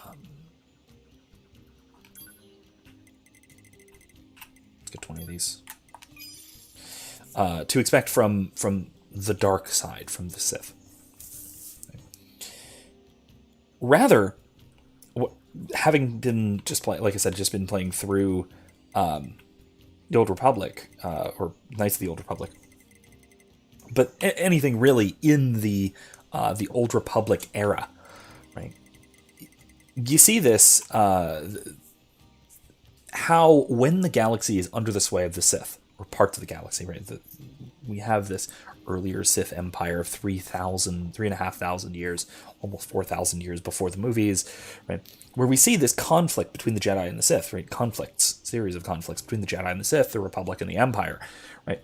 But it's more like pitched warfare, and also the way that the Sith rule is fundamentally different. The Sith are chaotic in their rulership, to the point where imperial bureaucrats and imperial intelligence, and especially people like the Chiss, are incredibly unsatisfied with how the Sith rule, because it's so chaotic and unpredictable, and they're constantly fighting with one another and jockeying for power and position, right? And acting on whim rather than on carefully constructed long-term plans like the Emperor, like Emperor Palpatine. Even the carefully constructed long-term plans of Sith of that era, people like Vitiate, right, the ancient Sith Emperor, right, you see that their actions as being self-serving, purely self-serving, and all over the place, very chaotic, very destructive, very passionate, fueled by passion, fueled by rage, especially. this is the kind of rulership you would expect from the dark side, you would expect from the Sith. And this is in stark contrast with what we see from Palpatine's Empire. Palpatine's Empire is clean, it's sterile, it's very orderly. Because there is this kind of inversion of the world as everything falls with the Republic. When the Republic falls, the world falls apart. And when the world falls apart, what you have is a kind of reconstruction turned on its head. And the reconstruction on the part of the Empire. Which is a kind of upside down organizational structure. And that's why we see that there's this bizarre way of everything being set up, where the light side, the Jedi, the good guys, are the underhanded little rebels, the dirty, dingy rebels. I wish. Oh man, Kevin's not here to talk about this. Is he? Kevin, you here? This is your jam. This is probably why you like the Empire. You're such a Palpatine stan. If you watch the VOD, you come back and think about this. Anyway. I'm surprised you wish to speak with me personally. Whatever is the matter? It'll be faster if you just take a look at this recording. I see. That was quick. Information about this A2 android is indeed contained within our archives. We all understand her to be rather dangerous. However, she's never visited our village in person. My apologies. That's all the information I have. I see. All right, thanks. That's it? Let's stay sharp and head back to the Resistance camp. We should run a check on our consciousness data and resupply.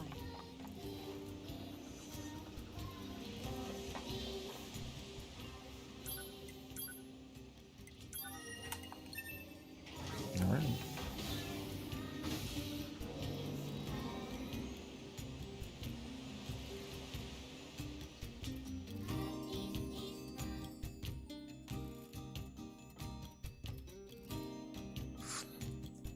But I think that we are in that kind of inverted, weird, bizarro clown world, right? Our culture's in that kind of a state where we are waiting for a kind of return of the king, if you want, right? Or at the same time, we've got the. Pascal about A2? Huh? It's not recommended to interface with machines without consulting command. Yeah, I know. I'm sorry. Though I suppose such intense curiosity can be admirable in its own way. Thanks, 2B. Still, machines are the enemy. Don't forget it. Right. So anyway, part of what I was saying. Oh, jeez, come on, guys. Operator 60 to 2B. It is time for your regularly scheduled contact. This is 2B. Nothing to report. Listen, 2B. I was looking at images of flowers today and... Flowers? Yeah, there wasn't much left in the bunker's records, but I found one called a lunar tear. I bet you'd look really nice if you put one of those in your hair, 2B. It'd suit your stylish looks. Don't need it. Aw, don't be a stick in the mud. What kind of girl doesn't want to look good sometimes? I'll let you know if I find anything else cute, okay? I don't need to hear about... Operator 60 out. Oh my god. Anyway, but yeah, we're in that kind of a world where the elements that are usually chaotic are promoting an excess of order, if you want. And this is where we get things like the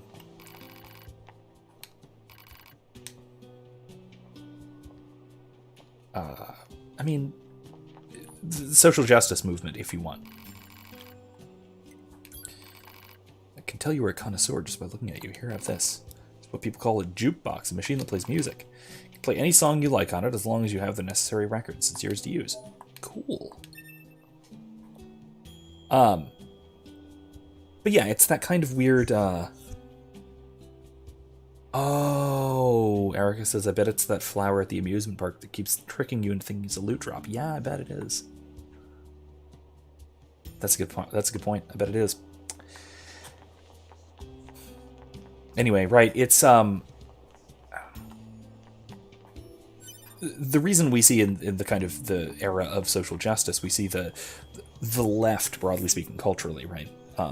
We're usually, traditionally, the force for freedom, if you will, right? For pushing against the excess of order. That they are in cultural dominance, right? Cultural control, and will, to the point of suppressing dissent. And that dissent comes from the weird trickstery type people are ostensibly culturally on the right, right? And that's why you have, and this is going back five or 6 years now, this is why you have people like Milo Yiannopoulos, right? The jester of the right, the absolute madman. And this is why you have people like comedians who are culturally right-wing, right? It's nuts. People like Dave Smith, who I've talked about a lot, who is, I guess, on the right culturally, if certainly not politically. Or people like Count Dankula, I've referred to before as well. If you remember, he was the guy who trained his girlfriend's dog, girlfriend at the time, wife now, congratulations, as of this past summer, if I'm not mistaken, trained his then girlfriend's dog, this dumb little pug, to do a Nazi salute, just, in response to some Hitlerian commands and such, because it's the most horrible thing that he could think of, to get this cute little dog to be the least cute thing in the world, which is of course a Nazi, right? That's hilarious, but it goes against propriety, which used to be a right-wing thing. It's a weirdly a left-wing thing. We have this weird upside down inverted world, and that's why we see the wrong way of why it seems like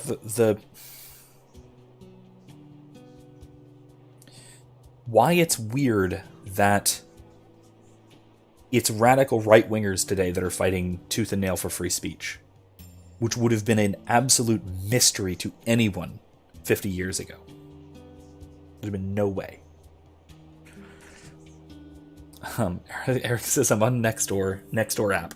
The HOA person has the absolute gall to beg on the post about everyone being upset about the HOA threatening to sue to rejoin the HOA. And laugh reacted to them. Oh man, so this is quite a story. I'm gonna pick up these quests, and then when I'm wandering around, I want to talk about this. And I hand over the amusement park photo. Cool. This is from the amusement park. I remember having fun there together. Together? Hand it over the forest photo. There's a waterfall in the forest. I think I stumbled onto it one day when I was lost.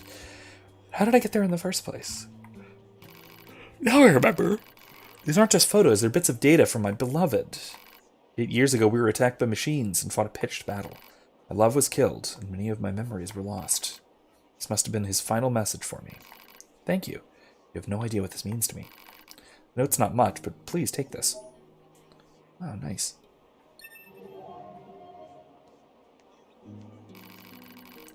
Oh, honestly, I've been thinking a lot recently about whether it's worth it to continue living. This data is telling me that I need to continue on. And yet, what's the point of a world where my love is gone? What's the point of living? Come on, 9S, let's go. That's a heck of a note to just leave that on. Dude. Oh, man, okay.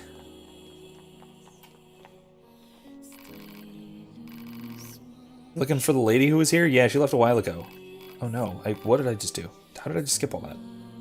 Yeah, she didn't need it anymore. Hey, don't ask me. I don't understand women at all. I completely missed everything. Resistance disappearance complete. Alright. Hey, YouTube copyright, you gonna take this?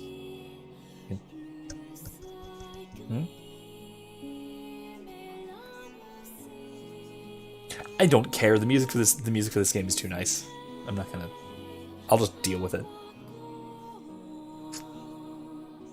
Anyway, so our HOA, long story short, long story shortened down to medium length.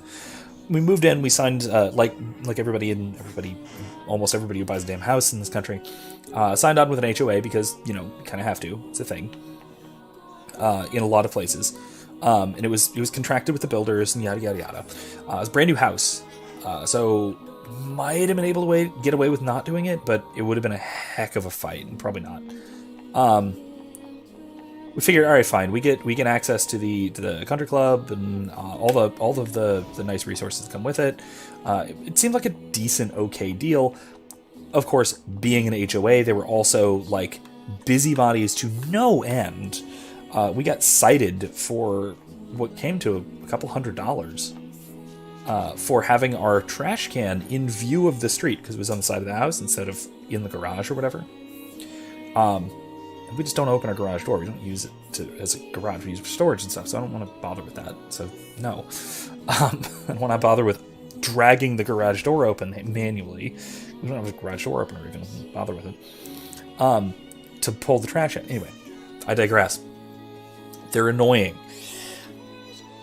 But then we found out that the corporation that was the HOA was never actually founded properly. And was never legally registered, and so there was no homeowners association that we were a part of, and so it basically dissolved. We stopped paying dues. So did basically everyone else. And now they're basically threatening to sue because we signed a contract with a non-existent entity when we bought the house. To join this HOA that did not exist at the time. So we signed a contract with a legal entity which did not exist, meaning that the contract was null and void. Which means that we're under no legal obligation to join this HOA, but they're threatening to sue us anyway. Basically, they're harassing and harassing and harassing. I'd love for somebody to just to start up some kind of a class action suit. Apparently, Eric can fill in details on this. Apparently there were whispers about it. There's talk about doing so, which would be nice, really. And I'll be quite honest, really, if it were just, they take my money and they use it to maintain the amenities of the neighborhood and give access to communal resources like the community center and the pool and all that stuff, I'd pay it. It's not that much. For country club membership, it's not exceedingly expensive. I'd pay it. If I could do that, if I could pay the money and get access to the resources and all that, without them pestering. Because, oh my god, do these people love to pester, because that's what HOA people are like. The kind of people who will interact with a homeowner association are Karens, are arch Karens. They are the kinds of people who will go out of their way, and I'm not exaggerating about this at all, but they drive slowly through the neighborhood and take pictures of houses just in case there are any citations or violations that they can put in. More than once, we've had these people, like, driving by, park in the middle of the street in front of her house and start taking pictures out of the window of their car. Yeah, no, piss off. I don't want anything to do with that. They'd leave us the hell alone, I'd totally contribute. I honestly would love to, because it's a nice neighborhood and it has nice amenities to it. I'd like to, contribute to that and be part of that. But man, oh man, are they a nosy and litigious bunch that I just do not want to deal with under those circumstances. Anyway, Erica says they said that the lady who implied that she was going to off herself disappeared, and she gave the two stuff. She said she didn't need it anymore. Then she left. Then, men being men, didn't... what? There are a ton of people on the Nextdoor app that are all contacting lawyers about it. Okay, I missed something there. Do you want to just... do you just want to, stand behind me and explain this into the microphone? Holy crap.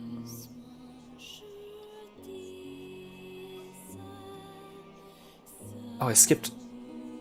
Oh, the dialogue I skipped. Oh, from there. Yeah. Oh, okay. The dialogue I skipped. Got it. Okay. Okay, you read it fast. Okay. The lady who implied she was going to off herself disappeared, and she gave the two stuff because she said she didn't need it anymore. Then she left. Oh, yeah. Okay. So she probably did then. There's a lot of that going around right now in this camp. Okay, I thought for a second that had to do with the HOA, and I was deeply unsettled. Jesus. Anyway, sorry. So there are a ton of people on the Nextdoor app that are all contacting lawyers about it. I talked to a lawyer friend of mine last year about when they were threatening to sue. And she basically just said, "No, don't worry about it. This is dumb. They have no legal ground to stand on. You're fine. Just ignore them." And which is basically what I'm doing. But hey, if a bunch of people are suing for back dues, and also especially like fines, yeah, maybe. Mashed Potato says everything I've learned about HOA I've learned in the last month, and they sound like suburban mafias. Yeah, it's a microstate. They are basically they're pretending to be a state, and they want to be desperately. They want to act like a state. Wait, what? I have 2. Whoa! That was cool. I can do that. I forgot. That's right. I have two pods. I need to remember that. Anyway. Eric asks, why do these androids have emotions? Really good question. Really good question. 2B, your timing is impeccable. Our I'm guessing we'll find forces out. currently have a carrier deployed in the Pacific Ocean. It should be back here to resupply before too long. Interesting. The Resistance is assisting with the mission, so I'd like to ask you to run a little guard duty. Okay. Seriously? Dead serious. There's a stockpile of missiles down at the shoreline that needs to be loaded on the carrier. And with all the machine activity lately, we need to stay on our toes. Of course, if you're already working on something for Yorha, I don't mind if that takes priority. Anyway, thanks in advance. No, we can do that.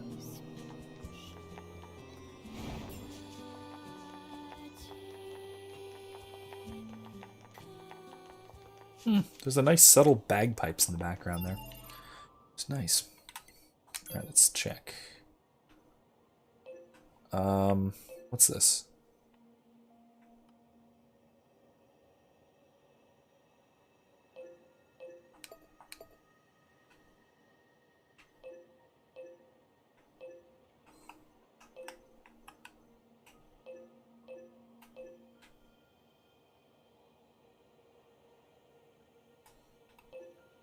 Oh, it's that trial that was really hard. More forest. There's more stuff in the forest I'm going to have to go back and do eventually. Oh, the inventor, yeah. I've got a feeling that I'm not going to 100% this game. Just a thought. Just a guess. A question mark in here. Interesting.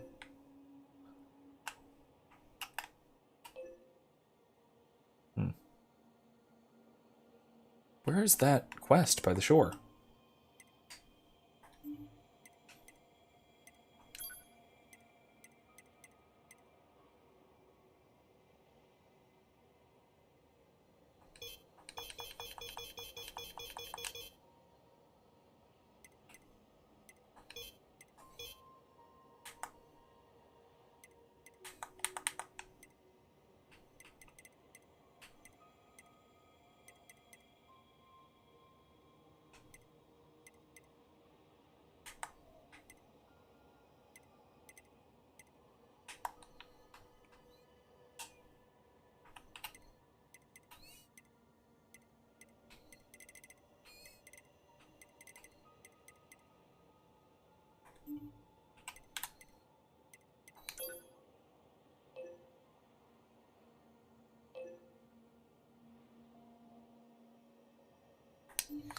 Alright, whatever. I'm just gonna go to where it tells me, I guess, for now.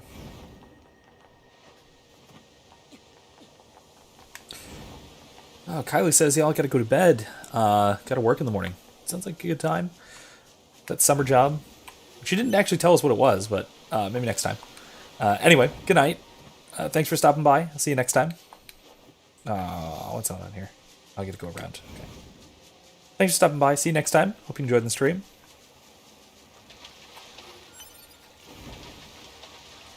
Alright, what's this? It's down there? Or up here?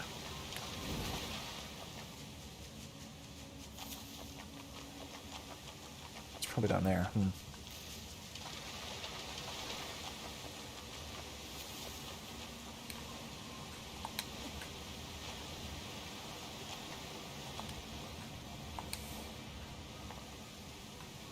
Oh, here. Oh, this takes me to the shore. I suppose. Interesting.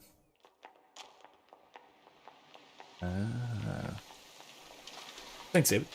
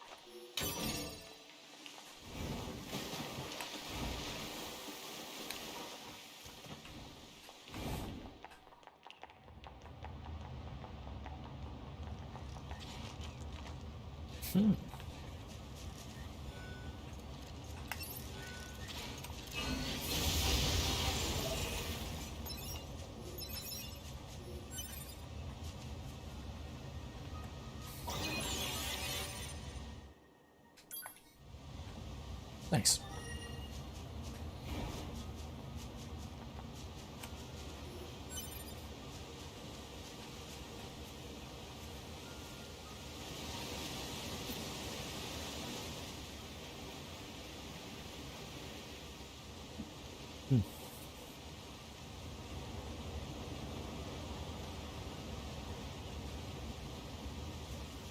Well.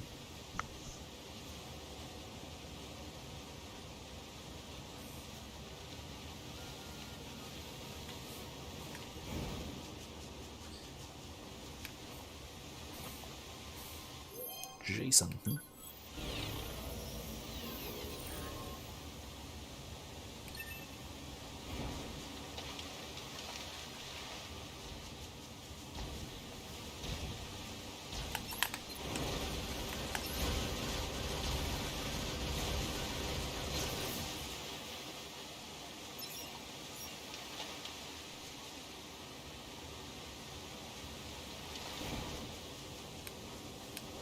What happens if I go in the water? Oh! That's what happens. Okay, got it. Don't do that.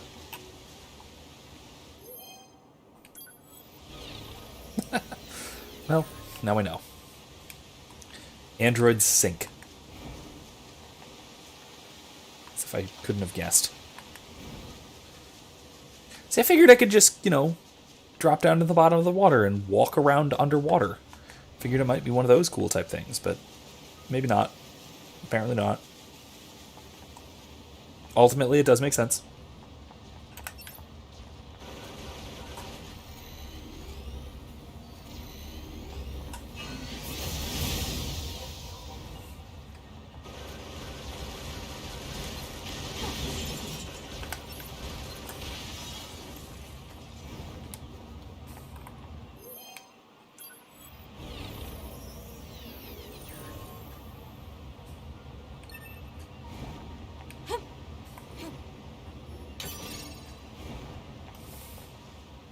Yeah, David, it makes sense. 2B can't swim. She weighs like 500 pounds.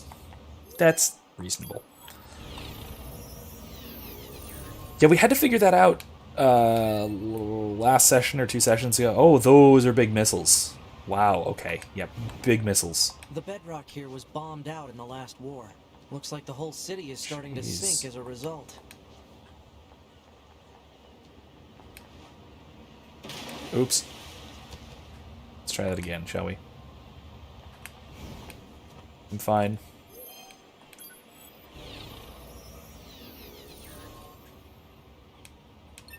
As we just said, weighs like 500 pounds. There's a treasure there, though. A treasure. Nines.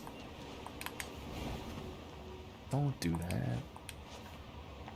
We just went over this.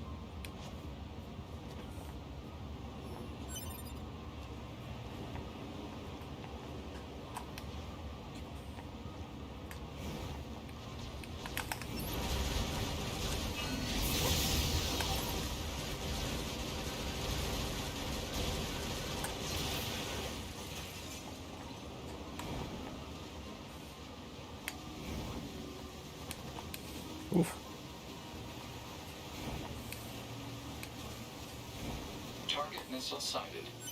Is that what we need to protect? Let's take him out already so I can be home in time for dinner and a bath. Androids don't need to bathe. As long as you perform regular cleaning and maintenance, bathing is unnecessary. Yeah, but come on, 2B. It still feels good.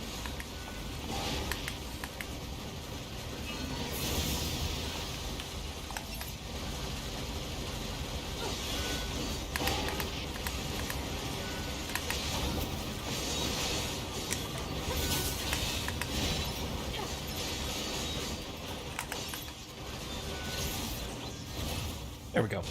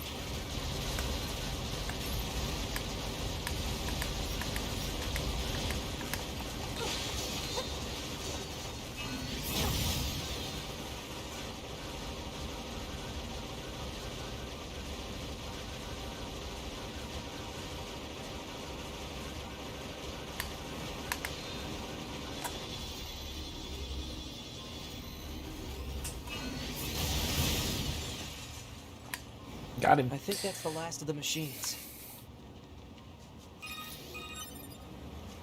2B, 9S, come in. Commander? Emergency orders incoming. The carrier ship that was set to resupply has come under attack. Uh-oh. It's currently being engaged by a swarm of machines. I've asked all your troops in the city ruins for assistance, and I'll need you to provide backup as well. I'm sending flight units and coordinates now. Good luck. Out. All right. Let's do it. You see? Total slave driver. Whoopsh. If she didn't order others around, what kind of leader would she be? If you say so.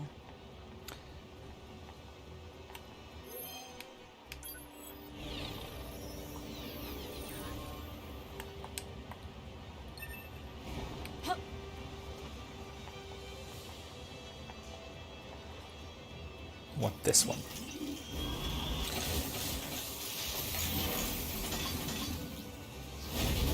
All right, let's do it.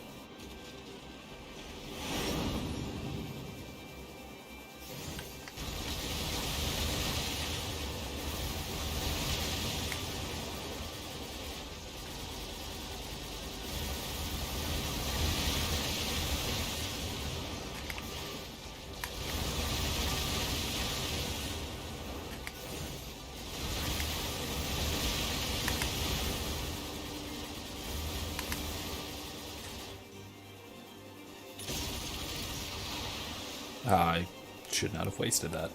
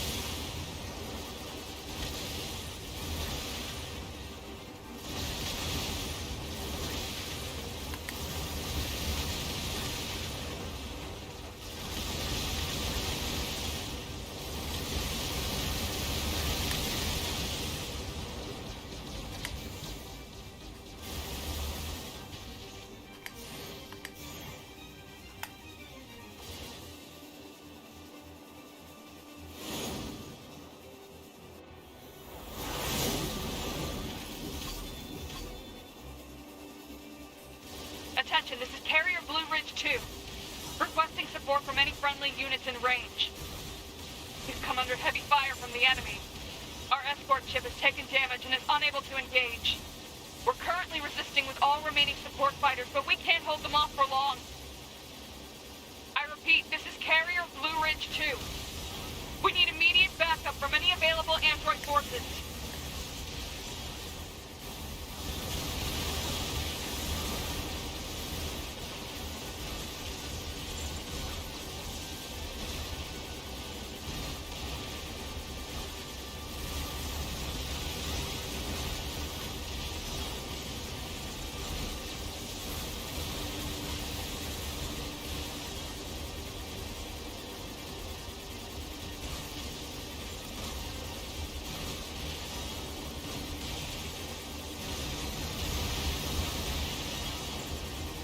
Picking up a large-scale enemy inbound. Looks to be 2.8 clicks southwest of us. Ooh. That got here quick.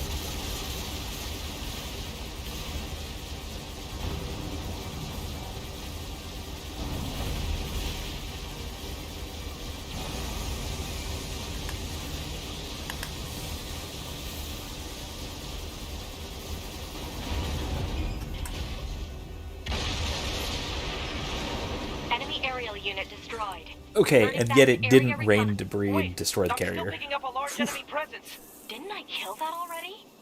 What on? If it's that big, we should be able to see it. Nope. Not if it's underwater.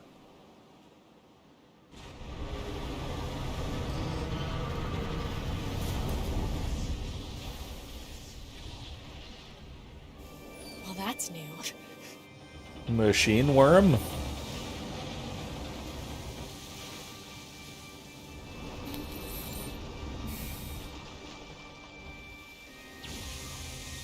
Jesus. Is that a machine? It's freaking huge.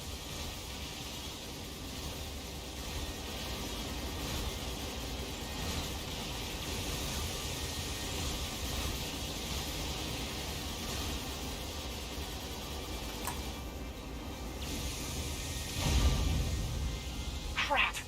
It's blocking close-range attacks with EMP blasts. We've got to find another way to damage it. 2B, Command is attempting to launch a satellite laser strike on your target, but the enemy's electromagnetic camouflage is making it impossible to aim. We need you to find the emitter and take it out. Oh, is that all? I know, but it's the only way. EMP generator target confirmed. Marking on map. Proposal.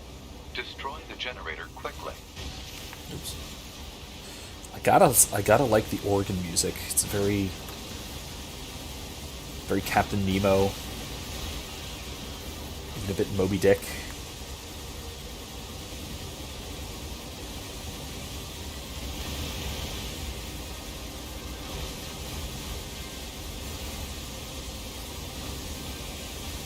God, the perspective switches are really weird. Enemy data obtained from command. Go ahead. The only known record of this machine life form is a lone sighting 320 years ago. Upon reaching land, the unit unleashed a devastating electromagnetic wave attack. All resistance fighters in the vicinity were annihilated. So basically, if this thing reaches land, we're screwed. Affirmative.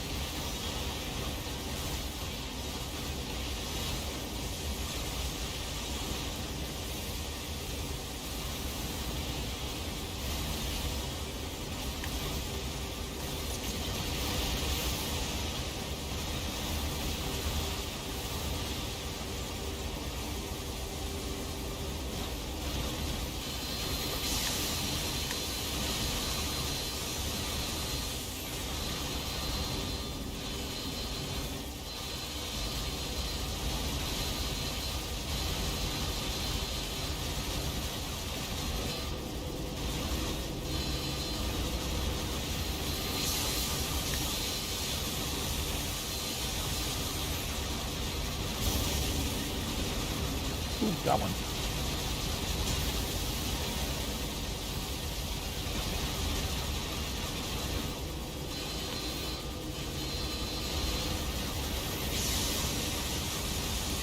Dude, nice. Why?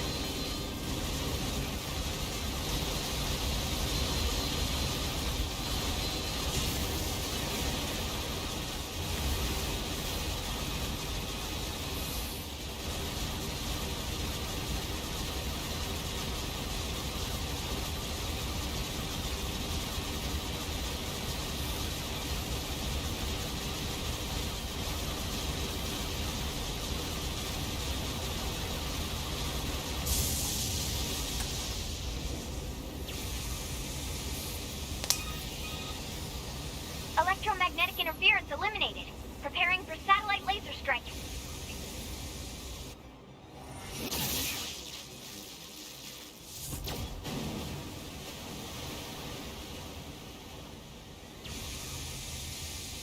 Oh, come on! It's got an electromagnetic barrier over its whole body?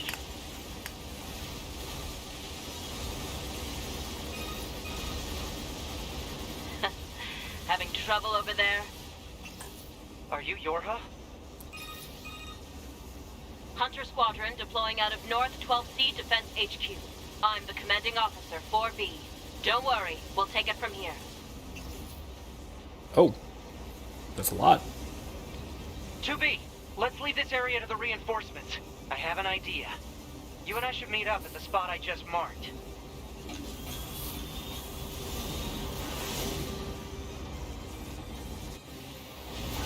We've got mortars lining the shoreline here.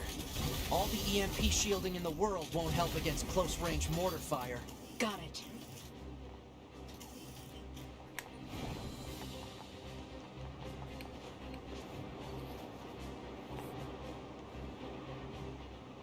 I'll help aim.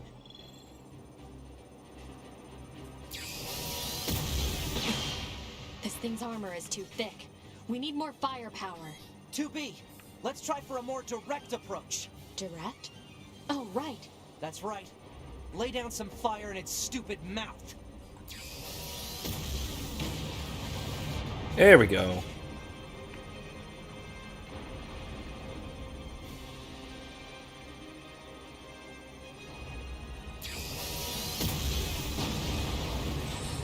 I'm liking this. That's cool.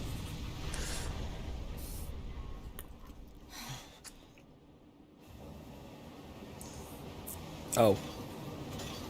Apparently never mind.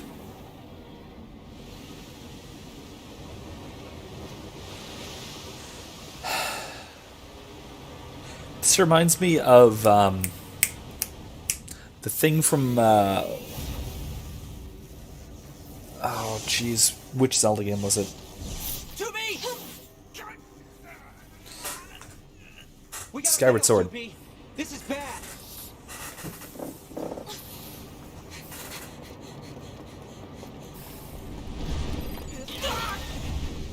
Phew. Are you alright, 2B? Ooh.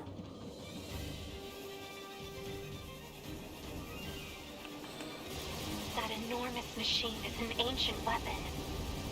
It was designed to help annihilate the androids, but it wound up going out of control. I was part of the machine's network when it happened, so I remember it. The moment it reached land, it went berserk and began attacking everything in sight. No one could figure out how to stop it.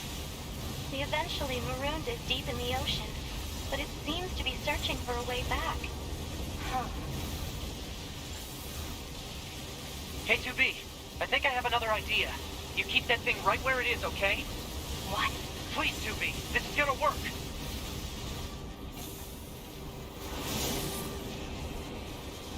Okay, bye. 9S is leaving the front lines. Proposal: 9S should be reported to command as a deserter. No! He has a plan. Just hold on.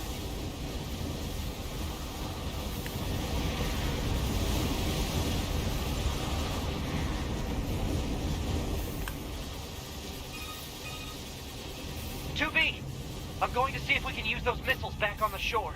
Oh. But I need you to destroy the EMP unit on that thing's back. Otherwise, they're just going to go off course. On.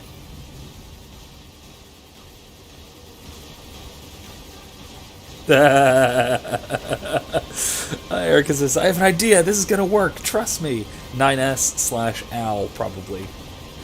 Yeah, no, that totally reminds me of the disastrous types of plans inevitably enacted by my one of my D&D characters. A warlock, of course. Genie warlock, who we semi-affectionately refer to as Discount Aladdin.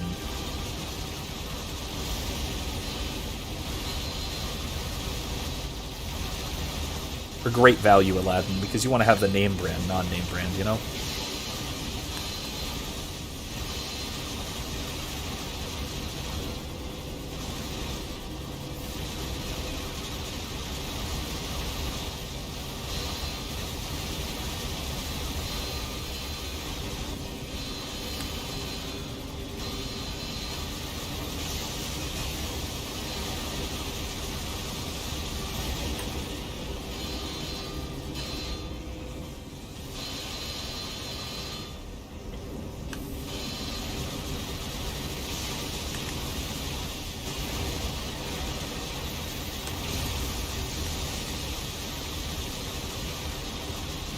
Whew.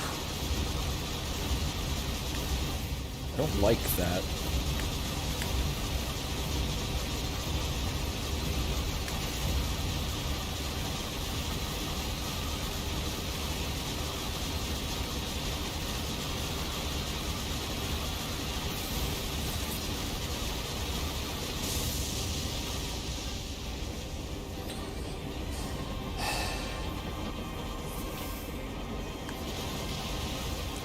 Do I really have 3 more of them? Oh my god. Look, Pascal, I know you're kind of a pacifist, but... help. Oh, jeez. I'm okay.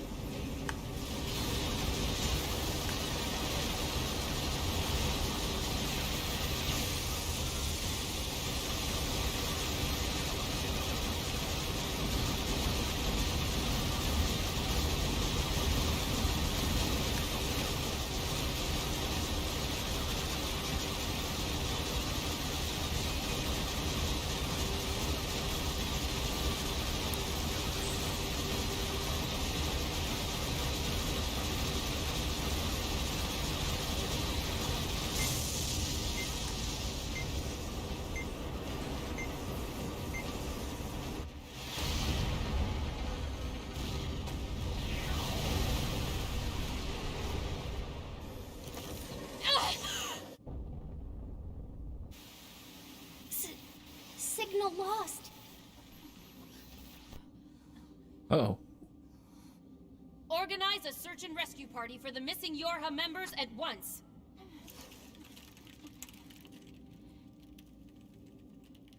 To be. 9S. Don't die on me.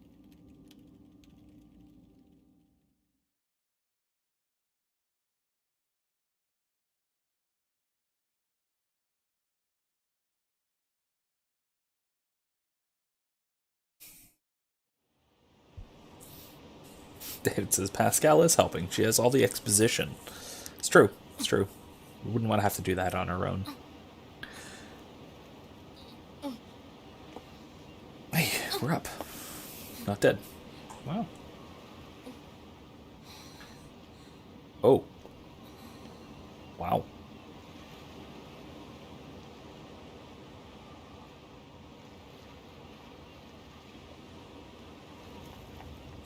I'll say though, the stakes in terms of dying are relatively low when you can respawn 2B to at the bunker. base, at the Come bunker. in. Over. Operator to 2B?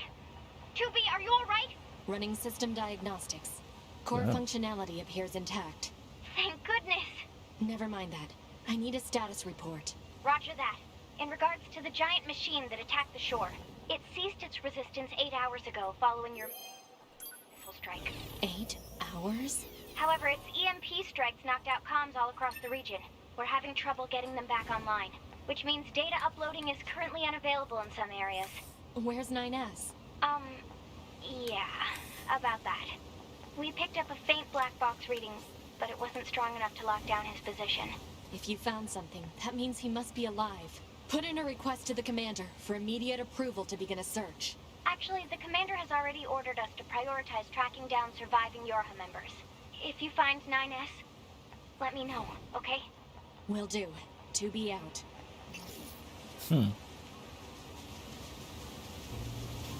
Han, I need you to scan for any nearby black box signals.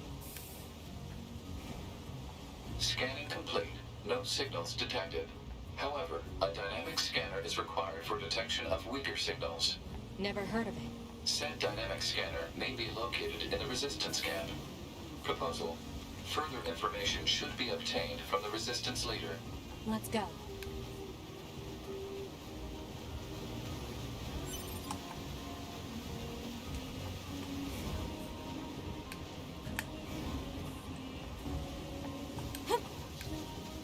Wait, what?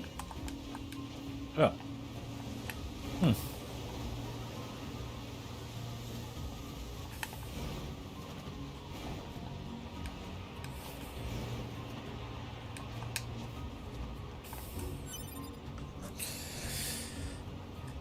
David says, that's true, but you only get to your last backup, so you might come back missing a bunch of memories. That is true. There's... Oh, dead. Commencing. Oh, no, not fishing. So yeah, there's something of... There's stakes to it. It's just not quite... I don't know, it takes away some of the drama of dying, especially when you open up. Like, when you basically start the game with the PC dying. What are you? I don't approve of that. That's not okay.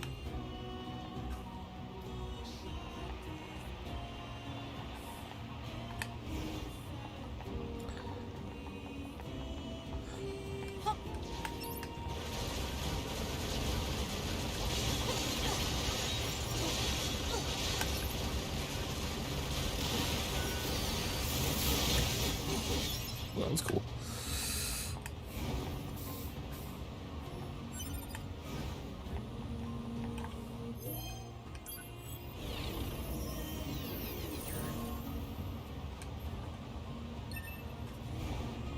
Yeah, I do think that the first mission ending with the PC and friend both dying and then respawning like that, like story-wise, it does feel like it lowers the stakes a little bit.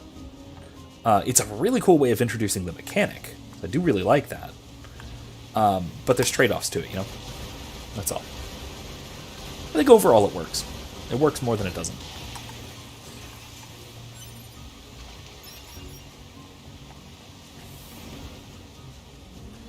And then it does also explain, like you said, the sort of that it restores to the last backup, which is only so far.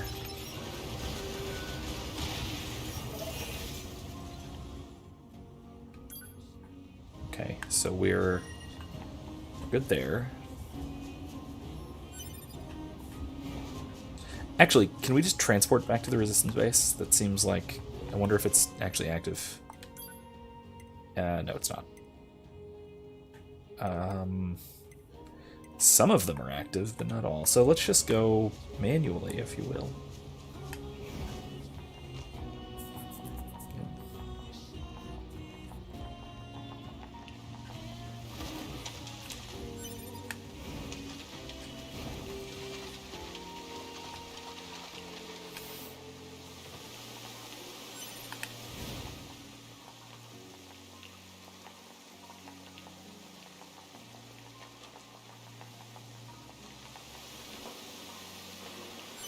By my reckoning, we'll probably get back to the resistance base, find out a little bit more about what's going on there, start restoring things, and then probably call it a night, because we're only got like 15-20 minutes left, which is a good bit. Get some stuff done. We should start gradually winding down, I think. 2B here. We've got a number of broken down access points on the field. The cause appears to be an EMP attack from a gigantic machine life form. If you encounter any offline access points, please repair them for us. Understood. Will do.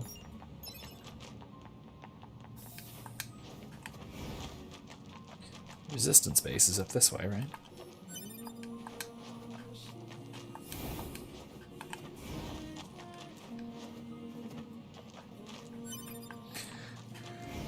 You know, now that I'm thinking about it, I don't know how distracting this is for you guys, but it seems like it could be. I need to work on my microphone sensitivity such that button clicks are not so audible that they don't get through my my noise gate. It's hard because clicky type noises are hard for you know, to digitally suppress. They're sharp enough so that it's you know, computers like to pick them up, as it were.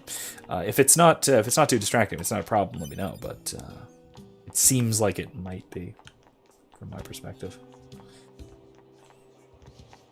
Howdy, how's the thing? Sorry, it's out of order right now. Oh, well, okay.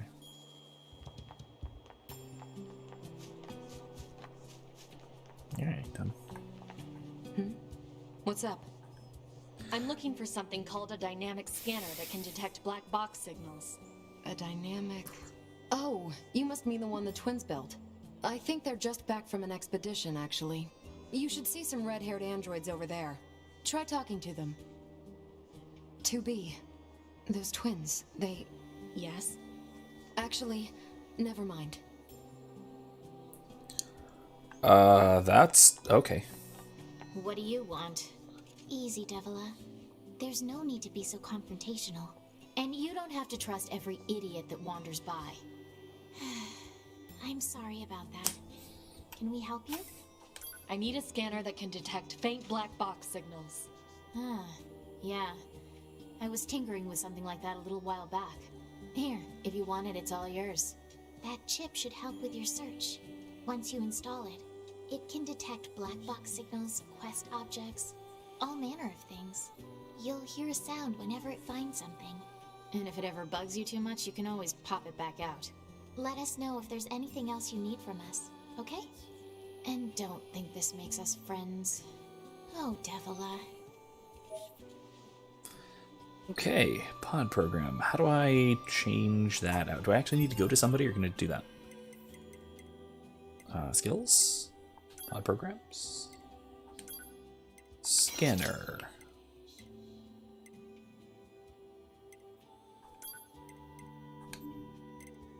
Oops. Alright, missile pod. You can use the scanner. That's fine. Chips. Can I add any chips?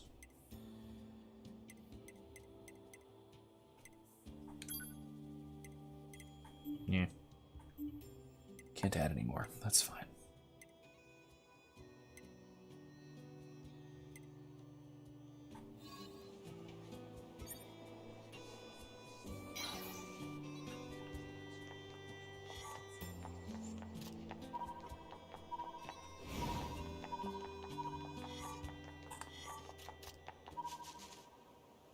I've picked up a response on the scanner.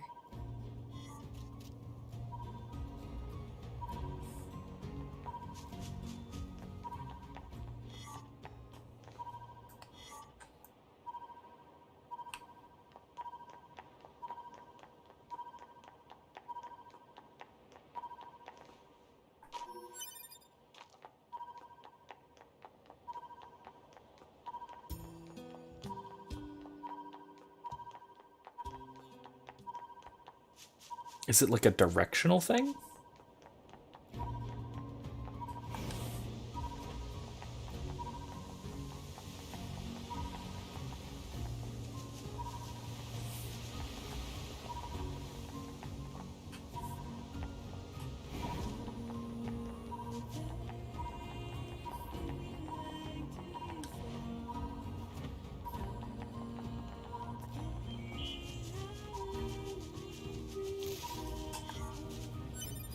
Let me see about upgrading my chips.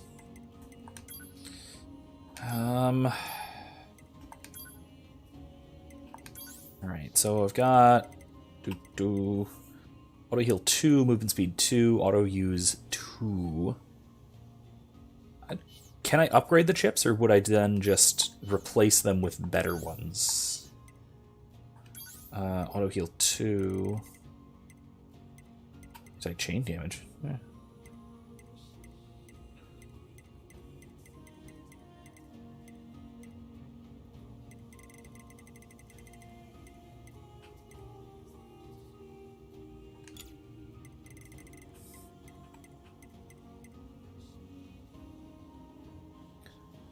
Oh.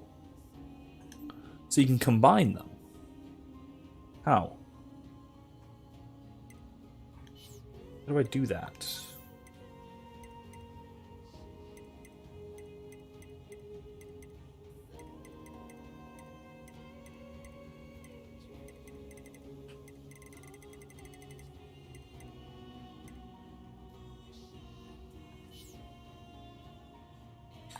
That means it's maximum. Okay, so auto use, that's the max, I guess. Movement speed up, I could increase more. Alright, I'll do that before I wrap up. I am gonna have to find somewhere else which is a save point. But like I said, I got 12 minutes or so. I got a little while. And if I go a tiny bit late tonight, it's okay. I don't have class in the morning. So that's not a big deal. Which one's the chip lady? Over here, right? Need any maintenance? Yeah. Upgrade pod? Oh, fuse. Here we go, fusing chips. Do. Okay, what's this? Add a weak shockwave to weapon attacks. Nah.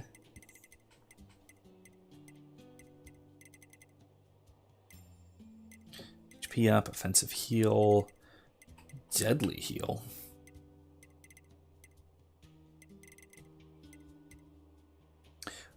Why can't I? Oh, I have no. Oh, I don't have any more auto heals. Darn. Okay. I do have.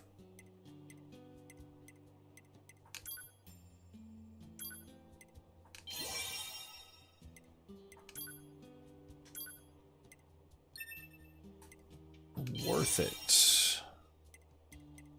I have an auto use +3. All right. All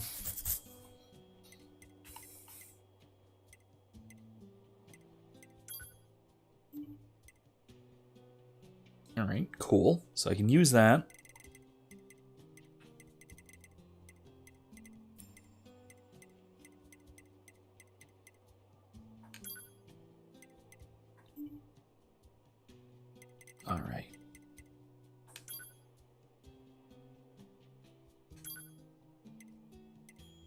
I don't really like anti-chain damage. That's not great.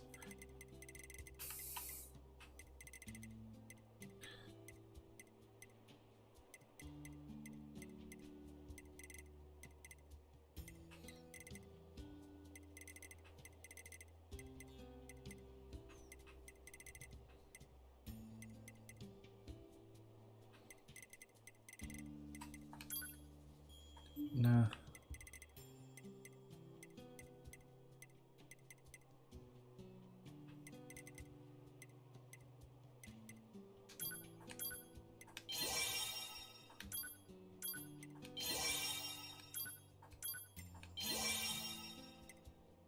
That might be good.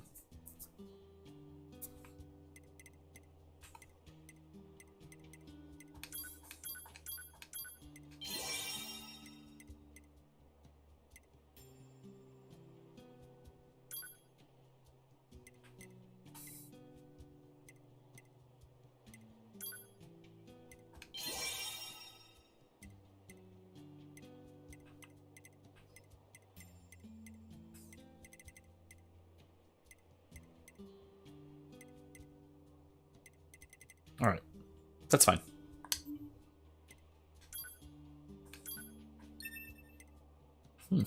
It's quite a bit of stuff. I like this.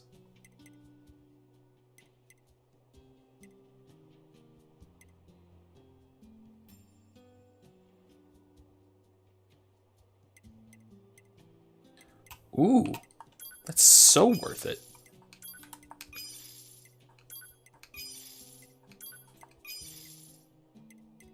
Ooh, that gets pricey. I can afford it, but I'll wait. I'm gonna want... Alright, let me see.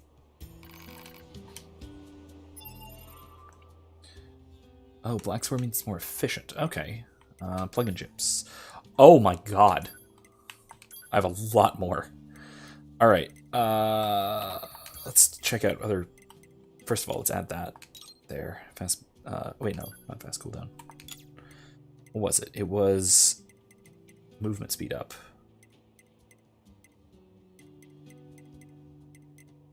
Auto use 3.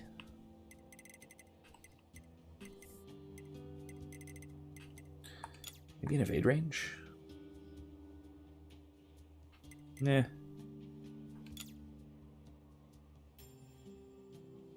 Yeah, that'll be handy.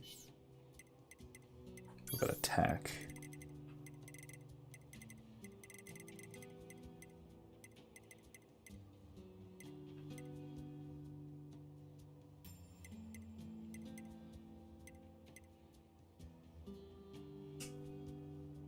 Oh, I should make another... I should make that a +3. I should upgrade that.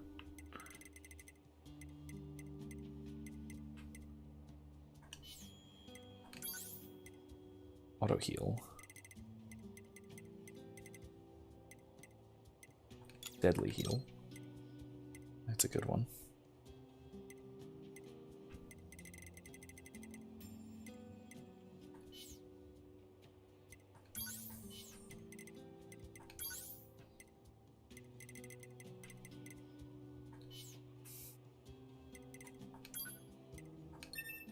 Okay, cool. And let me upgrade a couple more while I'm still here. Oops. Yeah. What was it? I wanted to upgrade Shockwave, because that could be good. There we go.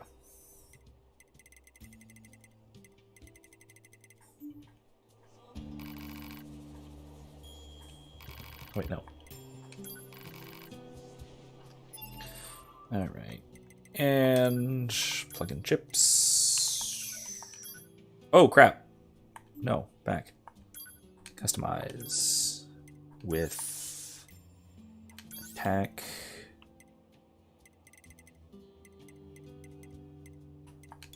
Shockwave 3. And I got room for one more. One. No, I don't. Do I? No, I don't.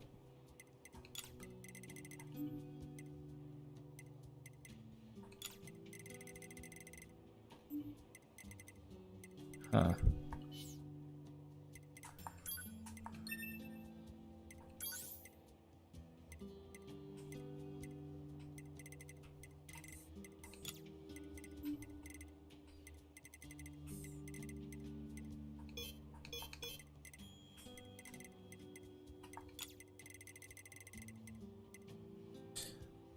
I have 3. I can put something in that's a value of 3. But that's it. Oh my god. 20. Good god. Good lord, that's insane. Alright, no. Attack. That? Nope. Oh, you can see on the top. Okay, well. Oops. I done goofed.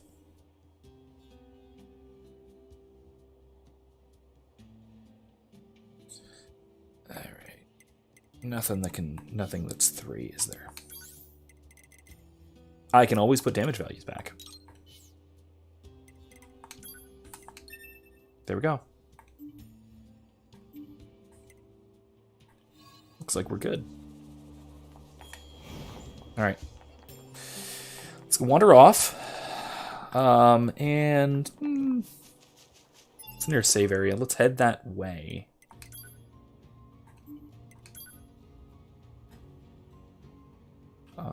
Okay. What's this? Emil's item shop.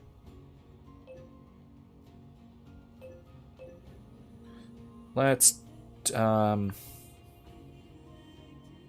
yeah, let's check this. See if we can go restore that.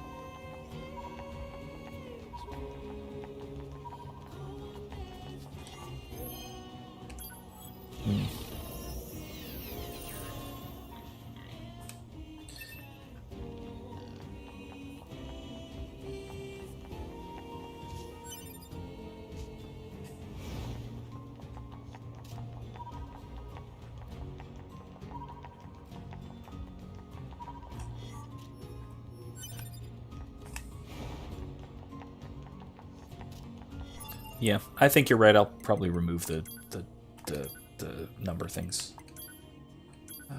Yeah.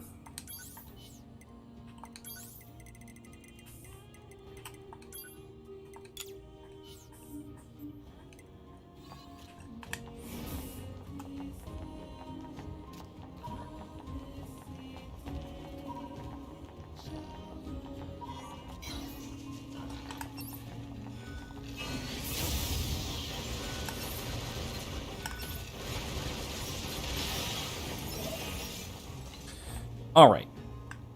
Well, whoop, that was interesting.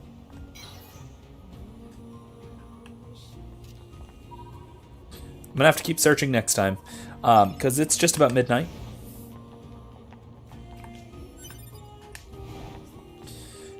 So we're gonna activate this, use it to quick save. Did you ever finish that boar quest where you had to kill them and got wrecked? It wasn't a quest. I didn't actually have to kill them. Access point repairs complete. Nice. The problem with the boars was that I needed their hide. I needed animal hide to upgrade something, and I never got around to it. So maybe I should go back and do that at some point. So maybe next time. Maybe next time we'll do a hunt. An animal hunt at the beginning where we can actually finally kill some boars. And maybe even some elk. I don't know. We'll see. Anyway, thank you all for joining me for tonight. I hope it was a good time. I had fun. We had some interesting talks, stuff to discuss. More Star Wars-y given, May the 4th and all that. So happy Star Wars Day, as it were. In any case, join me again on Thursday. We'll be going back to Dragon Age Origins and then back here again on Monday. Continuing on through, like I've said, we're getting relatively close to the end of Dragon Age Origins. It looks like, if I had to guess, I would say two more streams for the main game, and then a bunch for the DLC campaigns. So we're still going to be in Origins for a while. In here, I have no right idea. Maybe David can give you a good idea, but we'll see. In any case, thank you again for joining me. Check back at the description for some of the stuff related to some of the things I was talking about tonight. It's some fascinating topics. It's a little less brought up by the game, honestly, but some of it at least. Yeah, David. I have no idea how much longer the actual story would be for NieR. I don't know how. I have no perspective on how close we are to major revelations or to the end. Or if you think I should just go through blind, cool, happy to. If you think it's better to know like when big stuff is coming up, feel free to let me know in here or later on. Just let me know if. Let me also put it this way. If there's big things coming up that I should know about in terms of endings A through E are soon? Oh, they're more like chapters, A through E. Huh. Well, I will find out exactly what that means. Anyway, but yeah, I will also say, if there's stuff coming up in terms of like what I should put in a thumbnail, feel free to let me know for that kind of thing as well. Or if you just want to make me a thumbnail. But A takes longer. A lot of the side quests are there. Huh. Okay. Well, we'll see. We'll see. I'm not, like I've said, I'm not going for 100% completion for this because that seems maybe very difficult or impossible. Chapter A is 2B. Oh. Chapter B is 9S. Huh. Interesting. Okay. I don't exactly know what you mean. This is okay. This is all interesting, and this is all opening doors for me that it's way too late to dive into, to speculate about, and for me to kind of ponder. So I guess I'll be thinking about this, and I'll give it some thought for next week. If there are major events coming up, please, don't tell me exactly but if there's something I should throw in a thumbnail, feel free to let me know. And I'll put it together for next week. So anyway, it's late, so I will thank you once again for joining me, and I will see you all next time. Good night.